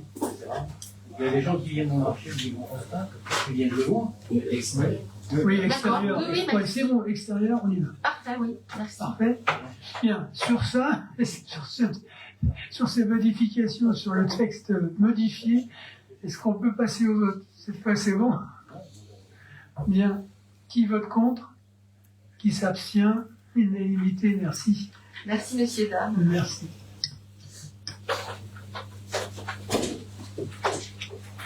Bien. Je passe la parole à M. Michel Leblay concernant. Je passe la parole à M. Michel Leblay concernant un protocole transactionnel sur la salle de réception d'Escapade. Oui, merci Monsieur le maire, bonjour à tous et à toutes. C'est le protocole donc qui met le point final au chantier de l'Escapade. Bon, je ne vais pas refaire, je pense que tout le monde autour de la table, et même ceux qui nous regardent, connaissent l'historique de la toiture de l'Escapade pendant le chantier qui s'est envolé. Bon. On est arrivé donc à un accord à l'amiable avec tous les intervenants. Ce qu'il faut retenir, je peux lire tout le détail si vous voulez, mais bon, c'est que la commune de Benne donc accepte à titre d'indemnité transactionnelle forfaitaire et définitive le versement de la somme de 39 508 € hors taxe et que nous n'avons payé absolument aucun préjudice, enfin aucune somme pour la réfection des travaux puisque le bâtiment n'était pas réceptionné. Donc là, c'est tout le processus, c'est le protocole transactionnel qui a été fait avec tous les intervenants qui étaient mis en cause. Voilà, je demande si vous avez des questions, je suis prêt à y répondre. Question, Madame Sauteur? La reprise des sols, ça n'a rien à voir avec le problème de sol qui a été évoqué sur les tâches qui... apparemment, il y a des tâches. Quand il y a des tâches sur le sol, elles restent. Là, alors, le sol va être justement repris et c'est inclus dans l'indemnité. C'est ce problème-là Oui. qui a été signalé et donc... Voilà. D'accord, parfait. Puisqu'on a eu des infiltrations, suite aux dégâts, il y a eu des infiltrations d'eau qui se sont faites, qui sont allées aussi sur le sol.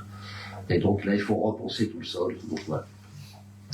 En fait, c'est une personne qui a utilisé l'Escapade et qui disait qu'il y avait des... Quand on faisait des tâches, elles restaient.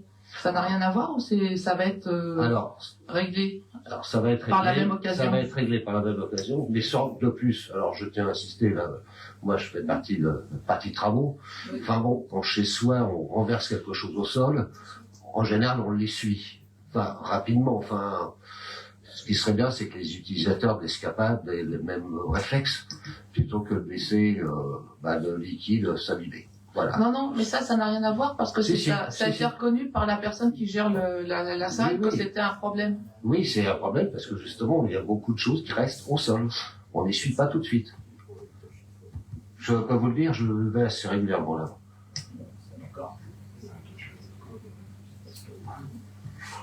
D'autres questions? Pas d'autres questions? On va passer au vote? Bien. Y a-t-il des votes contre? Les abstentions? Bon, unanimité, merci.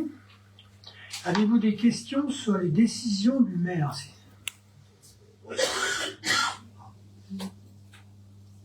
Madame Bélier. Oui, est-ce que vous pouvez nous parler des travaux sur la plaine de l'étang, là, pour un montant de... C'est une question. La question a été posée, on va y répondre tout à l'heure. Oui, en fait, c'est bête parce que c'était dans les décisions, donc c'est pour ça que... Vas-y, tu peux répondre tout de suite, c'est bon. C'est bien le montant de 32 280, c'est ça? Oui. Ouais. Donc c'est pour l'été 2024, c'est pour cet été. Alors je ne peux pas vous donner la date de livraison exacte parce que ça dépend justement de la livraison du matériel. Donc il s'agit de l'installation de plusieurs éléments de mobilier urbain sur la plaine de l'étang. Donc quand vous regardez, c'est si je prends l'ancien terrain de foot, c'est au bout, c'est entre le bout du terrain de foot et l'étang. Donc c'est du mobilier urbain pour que les personnes puissent profiter des lieux un peu plus aisément qu'aujourd'hui où il y a rien qui est installé. Donc dedans il y a des transats, il y a des tables de pique-nique, il y a des bancs, voilà, il y a des éléments de mobilier pour que ce soit plus agréable. Voilà, c'est le début de la première phase de l'aménagement PVD de la plaine de l'étang, sachant que la deuxième sera concomitante avec le reméandrage qui est prévu. Ça, je sais plus quand le maire doit être. Voilà. Ouais. Et ça a été présenté, ça, à quelqu'un? Oui, en fait, ça faisait partie de la fiche sur l'action PVD pleine du centre-bourg. Ouais. Oui, Non, mais on ça a été l'avait vu lors présenté des dans premières le principe. réunions, Oui. Mais pas... c'était optionnel et depuis on n'a jamais eu de nouvelles. Alors, on l'a voté au budget, on l'a présenté dans le budget, c'était d'ailleurs si je me rappelle bien, c'était un des points d'orientation du DOM Ouais. qu'on a voté il y a 2 budgets et qu'on a revoté après dans le budget 2024. Voilà. Donc pour moi, ça a été présenté noir sur blanc. Non, je parle de la présentation concrète, du projet. la présentation. Alors, après, je peux projet, vous envoyer peut-être. des éléments, il s'agit de mobilier urbain. Oui, ça nous intéresse. Ça fait en plein Il n'y centre-ville, a pas de quand souci, même. mais la difficulté, c'est que là, vous me posez la question quand il s'agit d'une décision du maire, alors que quand on a voté le budget, ce qui est un minimum un peu plus important, j'ai pas eu de question. Mais ce qui était voté en prévisionnel, il n'y avait pas le projet derrière. Là, on voit que finalement, c'est matérialisé et que le projet, il existe avec une somme bien déterminée. Donc, c'est que vous avez choisi, vous avez fait un choix. La somme était la même dans le... Non, La somme, on est bien d'accord. J'entends ce que vous me Mais le dites. projet par lui-même, on l'a jamais vu. Si D'accord. une somme, c'est une chose, mais la matérialisation de ce projet, Mhm. on l'a jamais vu. Là, je pourrais vous montrer, si vous voulez, le mobilier qui a été acheté. On pourrait le faire. Ouais. Non, mais le truc, c'est que je veux pas qu'on dise, c'est pas que c'est quelque chose qui sort du chapeau, sachant que ça a été voté dans le budget, qui est quand même un Non, mais la document qui somme ne trace sort pas du chapeau. Le concept par lui-même, oui. D'accord, je pourrais très bien vous montrer les éléments, par contre, ne dites pas que ça sort du chapeau ou que ça tombe comme ça. Non, mais en fait, ce effectivement, qu'on on aimerait, présente c'est pas être le- associés, que les élus soient associés, qu'on nous montre, voilà, on a eu plusieurs propositions, voilà ce qu'on a demandé, quel était le cahier des charges, et par quoi ça s'est traduit, et voilà ce qu'on souhaiterait. Oui. Non, mais sur sur PVD, PVD, bon, effectivement, on le fera. il y avait l'ORT, Vous inquiétez pas. non, on le il n'y avait fera, pas on le le cycle décidera. mobilier, à part des tables de pique-nique, ça peut se traduire par plein de façons, les tables de pique-nique. Non, mais non. Ok, très bien. Non, mais ça répondre qu'on a tort, c'est pas non plus une preuve. Oui, bon, on peut ok, dire, hein. c'est bon. On vous présentera le projet. Il y a d'autres questions sur les décisions là? Ah oui, je crois qu'il y en avait une. Alors, cette décision. Oui. Alors, c'est une décision, elle n'est pas de, mais elle est juste après. C'est sur celle concernant la mission d'assistance à maîtrise d'ouvrage pour la construction du CTM. Elle n'est pas sur c'est la 51, on s'arrête à la 50. Ah. Elle est du 7 mai. C'est un avenant de moins-value. Pour le prochain conseil, ça. Hein? Parce que là, je ne l'ai pas. Hein. Je ne l'ai pas dans ce document. Bon, je ne sais pas. Ça s'arrête à la 50. Ok, j'aurai l'occasion de... Oui. Pas de souci. Très bien. D'autres questions sur les décisions du maire? Il y en a Bon. beaucoup. Ah, oui, bah. Ouais, il y a des mots avec, des mots sans. Voilà. Tous les mois, c'est bien. Bien, on va passer aux questions que vous avez posées. Donc, liste révélée Ben. Quel est le coût de la réfection du parking du château effectué en août 2023? Quel est le coût de la réfection du parking de l'étang effectué à la même période? Monsieur Michel Leblet. Réfection du parking du château, la somme est de 40 063 € hors taxe. Parking de l'étang, 17 964 € hors taxe. Merci. Et est-ce que vous pouvez me dire ce que vous pensez de ces travaux aujourd'hui? Concernant le parking de l'étang, il est entièrement satisfaction. J'ai pas compris, excusez-moi. Concernant le parking de l'étang, les travaux donnent apparemment satisfaction, pour le moment. Quant au parking du château, l'entreprise, de toute façon, les travaux sont garantis et doivent intervenir. Voilà. D'accord. C'était ma question. Ils doivent intervenir quand? Vous savez, non?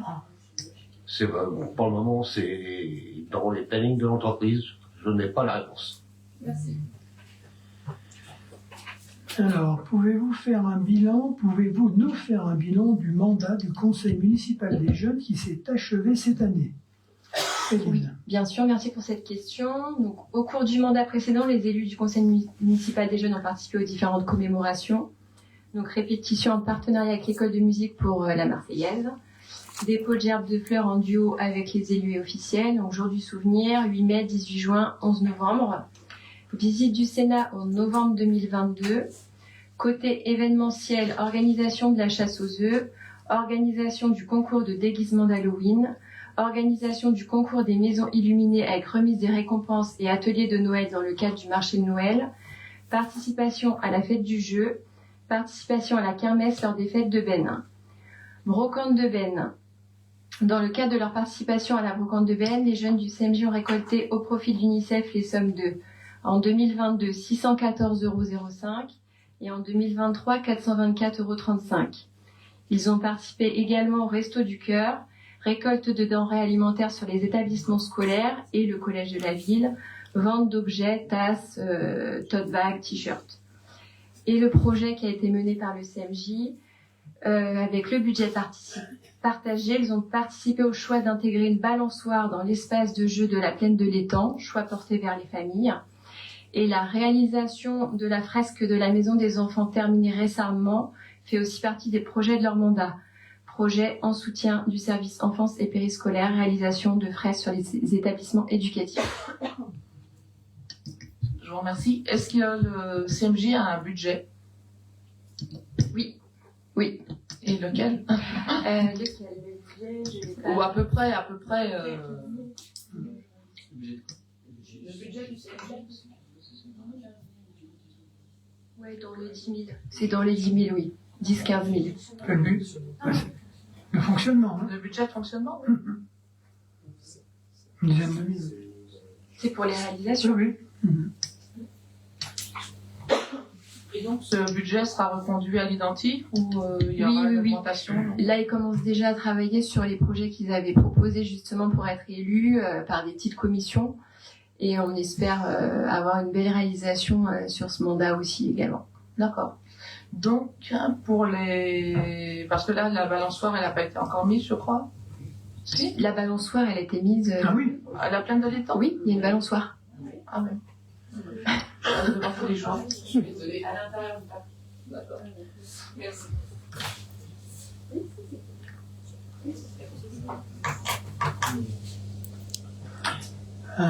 Question numéro 3. Pouvez-vous nous faire un bilan des actions de la première promotion des référents de quartier dont la mission s'achève cette année? Monsieur Margaritas. Alors, la mission, du coup, s'achève pas cette année parce que pas mal de référents vont continuer dans leur fonction, ou en tout cas vont exprimer ce souhait-là. Sur les actions qui ont été menées, moi, je vais quand même séparer deux temps. Il y avait le temps où le collectif des référents a été animé surtout par les élus, donc en premier lieu Isabelle, que je remercie de ce travail, et le temps d'aujourd'hui où on a un nouvel agent qui est arrivé en mairie pour remplacer l'ancienne directrice de l'état civil, qui a pris la compétence citoyenneté et qui du coup au sein des services nous épaule pour animer ce dispositif et du coup le rendre un peu plus vivant et plus actif. Donc on a eu plusieurs candidatures la première fois. Je vais le faire rapidement si vous voulez, on pourra échanger un peu plus tard. Mais donc on a eu une première comment on dit, une journée de référents de quartier la première fois sur comment promotion, exactement, promotion. Alors toutes les zones n'étaient pas couvertes. Je crois qu'il y en a 4 ou 5 qui n'étaient pas couvertes parce que on n'a pas eu de candidature ou des personnes se sont retirées ou avaient plus forcément de temps. Faut rappeler quand même que c'est sur le temps libre des personnes. Hein. Donc on n'a pas forcément tout le temps du monde qui s'est porté candidat. On a eu pas mal de temps pour surtout se fixer pour savoir comment fonctionner parce que il fallait aussi bien que les personnes sachent quel est leur rôle, qu'il n'y ait pas trop de problématiques du quotidien qui viennent aux oreilles des référents, ou en tout cas qui soient traitées par les référents, mais que ce soit plus des problématiques du quartier sur c'est pas le trou dans la chaussée à tel endroit ou la haie qui est pas taillée à tel endroit, c'est peut-être plutôt là dans le quartier il y a cette problématique globale qu'on peut essayer de traiter ensemble ou en tout cas qui peut nous être remontée. Donc ça c'était des petits points de fixation qu'on a dû travailler, qui ont pris pas mal de temps mine de rien. Ça a été beaucoup plus facile en tout cas depuis qu'on a Caroline qui est là pour nous aider. Donc on a remis en place des réunions maintenant trimestrielles et on inclut globalement les référents sur des sujets en tout cas où on se demande on aimerait bien faire participer la population, comment est-ce que vous voyez les choses. Donc on a commencé à leur parler un petit peu là de la phase qui viendra certainement en deuxième partie d'année sur la concertation sur le PLU qui arrivera une fois qu'on aura terminé les travaux avec le cabinet, par exemple. Globalement, sur les zones, c'est relativement hétéroclite parce qu'ils ont la possibilité de participer à l'animation du quartier. Donc il y a des quartiers où il se passe pas grand-chose au niveau des référents parce qu'il y a déjà les fêtes des voisins qui sont classiques, qui sont comme ça, donc il ne s'agissait pas de faire de la concurrence. Sur une autre zone, par exemple, au Val des Quatre-Pignons, il y a un groupe de référents très actifs qui a fait un concours de soupe pour essayer de trouver une excuse pour avoir des gens qui viennent et créer de l'échange. La dernière fois, c'est soupe et gâteau la dernière fois, donc la deuxième année, il y a eu, je crois qu'il y a eu au moins 50 ou 60 personnes du quartier qui sont venues, ce qui est relativement rare dans des quartiers comme ça, donc c'est plutôt pas mal. Ensuite, après, je vais pas vous faire le retour de tous les petits sujets qui ont été traités par qui ont été amenés par les référents puis traités par nous, mais bon, je peux vous citer entre autres l'éternel, qui n'est plus éternel, problématique d'abribus à la couperie, qui a été résolu grâce à eux. Donc voilà pour le premier bilan. Là, on a une deuxième phase de recrutement donc, pour renouveler et en même temps arriver à aussi trouver des personnes dans les zones qui ne sont pas pourvues aujourd'hui. Donc on a eu, je crois, 7 ou 8 candidatures en tout, en plus des référents qui sont déjà là et qui souhaitent être reconduits. Donc avec Isabelle, on est en train de les recevoir pour voir leur motivation et essayer de voir s'ils sont toujours OK pour venir dans ce petit groupe. Et on a une prochaine réunion qui est prévue avec les référents, je crois, à la fin du mois de mai, début du mois de juin. Peut-être laisser Isabelle un mot si tu veux dire quelque chose. Oui, donc en fait, on a, du fait quand même des années d'expérience, on commence à un peu mieux réussir à fonctionner maintenant. Donc, ils sont davantage concernés, ils sont davantage invités, ils ont été invités au vœu du maire, on a essayé de les associer aux commémorations, etc. On a nos réunions trimestrielles dans lesquelles on leur laisse un espace de parole, mais aussi avec un ordre du jour. On travaille beaucoup avec Madame Buteau pour essayer de leur donner des renseignements, mais aussi de les motiver. Alors, ils ont proposé par exemple de faire des balades urbaines par quartier pour examiner dans leur quartier tout ce qui pourrait être amélioré. Donc par exemple, ça a été fait au Val et suite à ça, ils ont touché vraiment beaucoup d'autres habitants de leur zone et ils ont fait des propositions pour le budget participatif qui sont très intéressantes, avec même des photos, tout un tas de suggestions, mettre un banc là, etc. Et voilà, c'est très agréable. Ils peuvent aussi participer à des réflexions sur la circulation, le stationnement, la vitesse, tout ce qui peut améliorer leur cadre de vie. Et je trouve que c'est de plus en plus intéressant.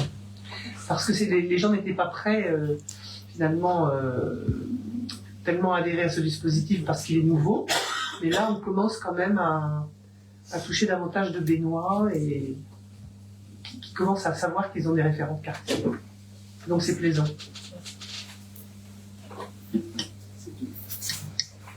C'est bon?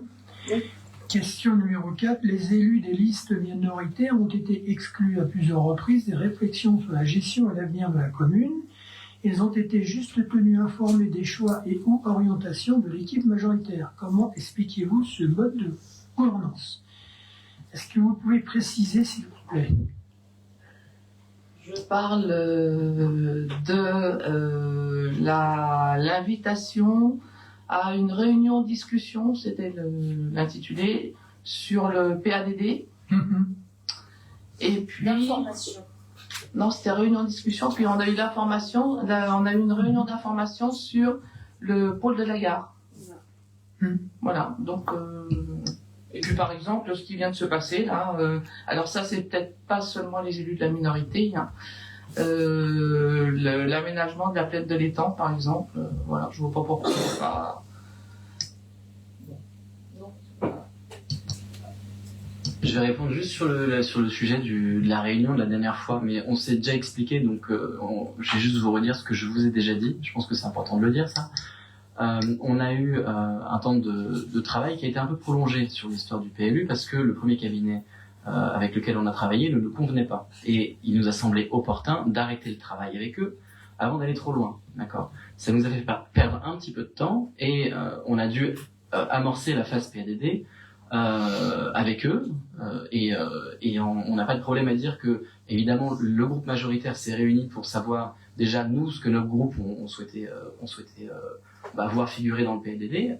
J'imagine que vous l'avez fait avec vos collègues et que l'autre groupe l'a certainement fait avec ses collègues. C'est comme ça qu'on travaille, après tout. On réfléchit entre nous avant de dire des choses. Cette réunion, et je vous l'ai dit, elle avait un objectif, c'était de vous dire où on en était par rapport à ce cabinet-là, quelles étaient les réunions qui allaient venir après, et que justement, dans une démarche d'ouverture et d'honnêteté, on voulait discuter avec vous sur, vous présenter les premières conclusions, en tout cas, un peu ce que nous, notre équipe pensait. Ça me paraît plutôt sain, ça me paraît être dans la discussion. Maintenant, je vois pas quel était le problème là-dessus. Voilà.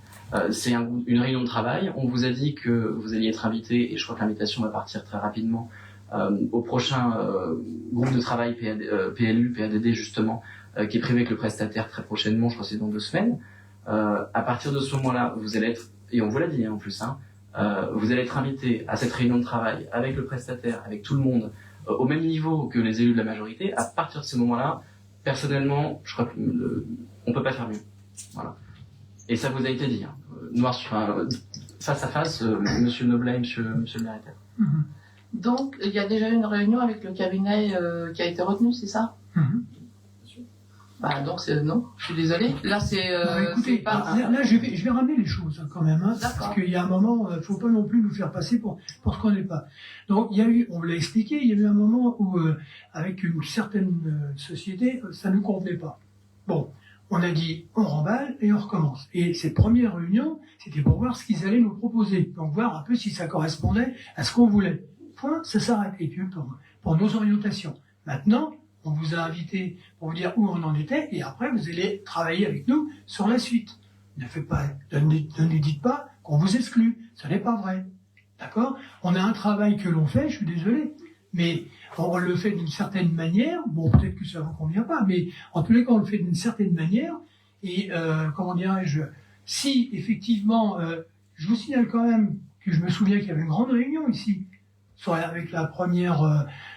Les premiers échanges concernant justement ce PADD. Et je me souviens, vous n'étiez pas très loin de moi. Bon, après, j'étais obligé de partir. Mais elle a eu cette réunion, on ne vous a pas exclu, si je me souviens bien. D'accord? Après, il s'est trouvé que le travail qu'ils ont fait ne nous convenait pas. Je suis désolé, mais on a quand même le droit aussi de se dire ce qu'ils étaient en train d'écrire n'allait pas du tout avec ce qu'on pensait de nous, de la commune. Je suis désolé. Donc maintenant, effectivement, avec cette nouvelle société, on a travaillé avec eux pour échanger, pour voir comment ils allaient bosser, parce qu'il fallait quand même qu'on leur dise un peu ce qu'on voulait. On vous a fait un échange, et maintenant on va pouvoir travailler, et vous allez être inclus dans les réunions. Il n'y a aucun souci. Et il y a l'autre réunion concernant, en ce qui concerne cette réunion sur le PADD, j'ai justement demandé quelles étaient ses orientations, puisque je suis arrivé en retard, et il m'a été dit que, j'ai pas eu de réponse. J'ai pas eu de réponse sur ces orientations qu'avait défini le groupe majoritaire. Alors, c'est là que le mot est pas bon. On n'a pas défini des orientations. On a commencé, nous, à préfigurer des orientations. C'est ce que je vous ai dit juste avant. Et je vous ai répondu par mail, donc ne dites pas que vous n'avez pas eu de réponse. Je vous ai répondu par mail que je pouvais pas. Ah si, vous venez de dire à l'instant. Ne dites pas ça. Je vous ai écrit une réponse précise. Voilà, mais justement. Et la réponse était dans le mail comme quoi, quand on dit les choses une fois, mieux vaut les dire deux fois. Je vous ai dit, je vais pas vous écrire des choses, donc écrire noir sur blanc des choses qui sont donc fixées, parce que justement, c'est des pistes de réflexion. Alors, d'un côté, il faut pas décider sans vous. Parce que il faut pas être clair entre nous sans vous, parce que sinon on vous inclut pas. Maintenant, si je vous envoie des trucs, on va dire qu'on a décidé de ça, et vous allez dire, regardez, vous avez écrit. À un moment donné, et le maire, je pense qu'il sera d'accord avec moi, on est là pour bosser. Donc, il faut arrêter de s'arrêter sur des petits détails comme ça. Si vous êtes là pour bosser, et ben vous venez à la réunion la prochaine fois avec tout le monde, et il n'y a pas de problème comme ça. Sinon, on continue à ergoter comme ça sur des oui, mais là tel truc. À un moment, désolé, mais là, je commence à en avoir un peu marre, ça commence à bien faire. On vous inclut à la prochaine réunion, bah venez. D'accord. Et donc, en ce qui concerne le pôle sur le quartier de la gare, bah c'est un petit peu c'est un sujet relativement différent. Donc justement, comme on vous a dit, on avait consulté des promoteurs pour pouvoir essayer d'avoir un projet là-dessus. Et la question, c'était d'arriver à faire quelque chose de bien et de le faire relativement rapidement. Dans la mesure où on avait des impératifs budgétaires, il fallait aussi voir par rapport à tout ça. Là-dessus, en effet, on vous a informé, mais dans ce cadre-là, il s'agissait quand même de travailler pour sauvegarder quand même un minimum les intérêts de la commune et de ce qui pouvait être acceptable pour les habitants. Et là-dessus, le maire pourra en dire un mot aussi s'il le souhaite. On a su avoir travaillé sur ce projet-là. Voilà. Tout simplement. Et vous avoir informé justement à une réunion spécifique là-dessus. C'est ça. Après, que tout soit bouclé. Oui, parce à un moment, il faut avancer. Oui, mais là, il faut avancer. quand on est élu, on essaye et on s'attache à avancer avec l'ensemble des membres du conseil parce qu'ils représentent l'ensemble des Bénnois. Donc voilà. Et souvent, je pose des questions. Pardon ? J'ai pas entendu. Ah, si, non, allez-y. On rappelle que certains mandats, c'était pas le cas. C'est pas le dernier. Ah ben ça, peu importe. Non, mais c'est trop facile. C'est trop facile. Je me rappelle de certains mandats où c'était pas le cas, et je parle pas simplement du dernier mandat. Il y a peut-être des exemples précis, moi je les ai pas. Bon, ok, très bien. Lise, question diverse de Ben, Nouvelle Dynamique. Okay. A-t-on le résultat du deuxième budget partagé, entre parenthèses 10% des indemnités des élus, qui devait être rendu le 12 mai 2024 ? Alors, on n'a pas encore le résultat.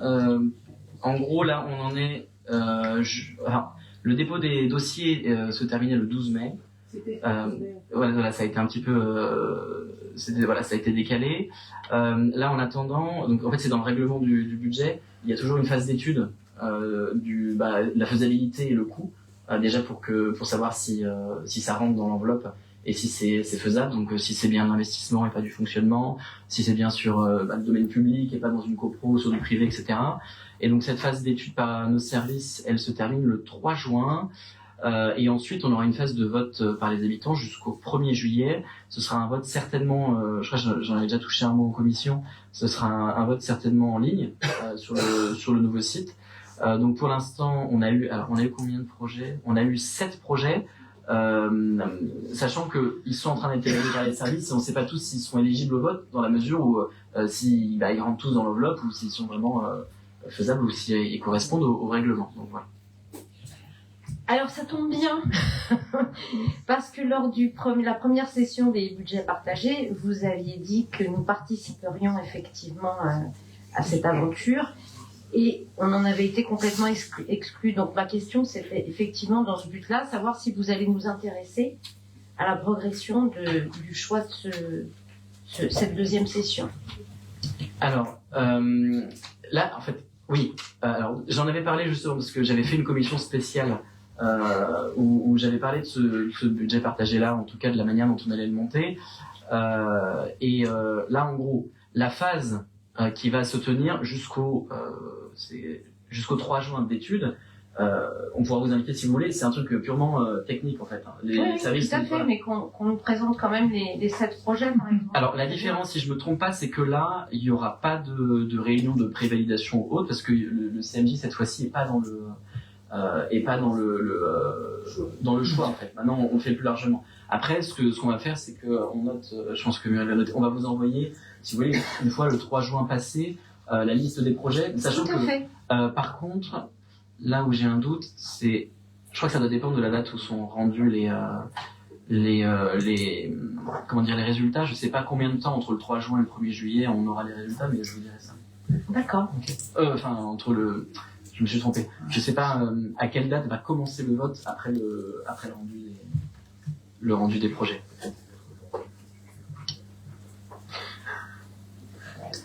Juste par rapport à ça, là, c'était pour une année seulement le règlement précédent. Je sais plus, je peux pas vous répondre, mais non, c'était le vote du budget en tant que tel. C'est-à-dire un règlement. Ouais, non, savoir si c'était parce que là, on avait voté un règlement. Oui. Pour le budget partagé, oui. On n'a pas modifié. Il aurait fallu en changer ou pas pour le mode d'attribution. Je ne crois pas, non, on n'a pas besoin de changer, non. Pardon ? Je peux répondre comme ça, mais je pense que non. Pas besoin de changer. Note. Je passe à la question suivante, ou il y a d'autres questions là-dessus ? Est-il possible d'obtenir l'organigramme et le nombre d'agents de notre ville ? Alors, l'organigramme, il a été envoyé au conseil municipal le 9 mai, à l'ensemble des élus. C'est pas un organigramme, c'est juste une liste de services. J'ai demandé à ce qu'il y ait un nombre d'agents qui figuraient par service. C'est pas secret, on peut l'avoir. Je termine. Donc ça, c'est la première question. La deuxième, la réponse que je veux faire, la deuxième réponse que je vais vous faire, c'est en cours de réorganisation chez nous. Donc il est évident qu'on ne va pas communiquer des documents comme ça pour l'instant. Pour l'instant, vous avez la grosse organisation générale, et après, effectivement, chaque pôle, il y aura d'autres organisations qui vont se faire. Je crois que c'est la 3e fois que mais je désespère pas, les biens immobiliers, je les ai eu au bout de 4 ans, donc je crois que c'est la 3e fois. Autrefois, il n'y avait pas de restructuration, il y a 3 ans, et on ne l'a jamais fourni. Mais là, vous avez eu l'organigramme, déjà, puisqu'il a été envoyé à tout le monde. Dans la suite, on verra quand la fin de la réorganisation, c'est en cours, puisque pour l'instant, on travaille depuis 3 mois dessus, surtout notre directrice générale des services, c'est pas forcément simple. Et donc, ça sera fait par la suite, avec les agents correspondants dans chaque pôle, dans chaque service. Et la deuxième question, le nombre d'agents permanents à ce jour est de 165. Oui, ça, on le sait. Oui, mais ça, c'est dans le budget. Et comme je réponds à votre question. Non, c'est par service. Mais pour l'instant, vous le verrez après. Voilà.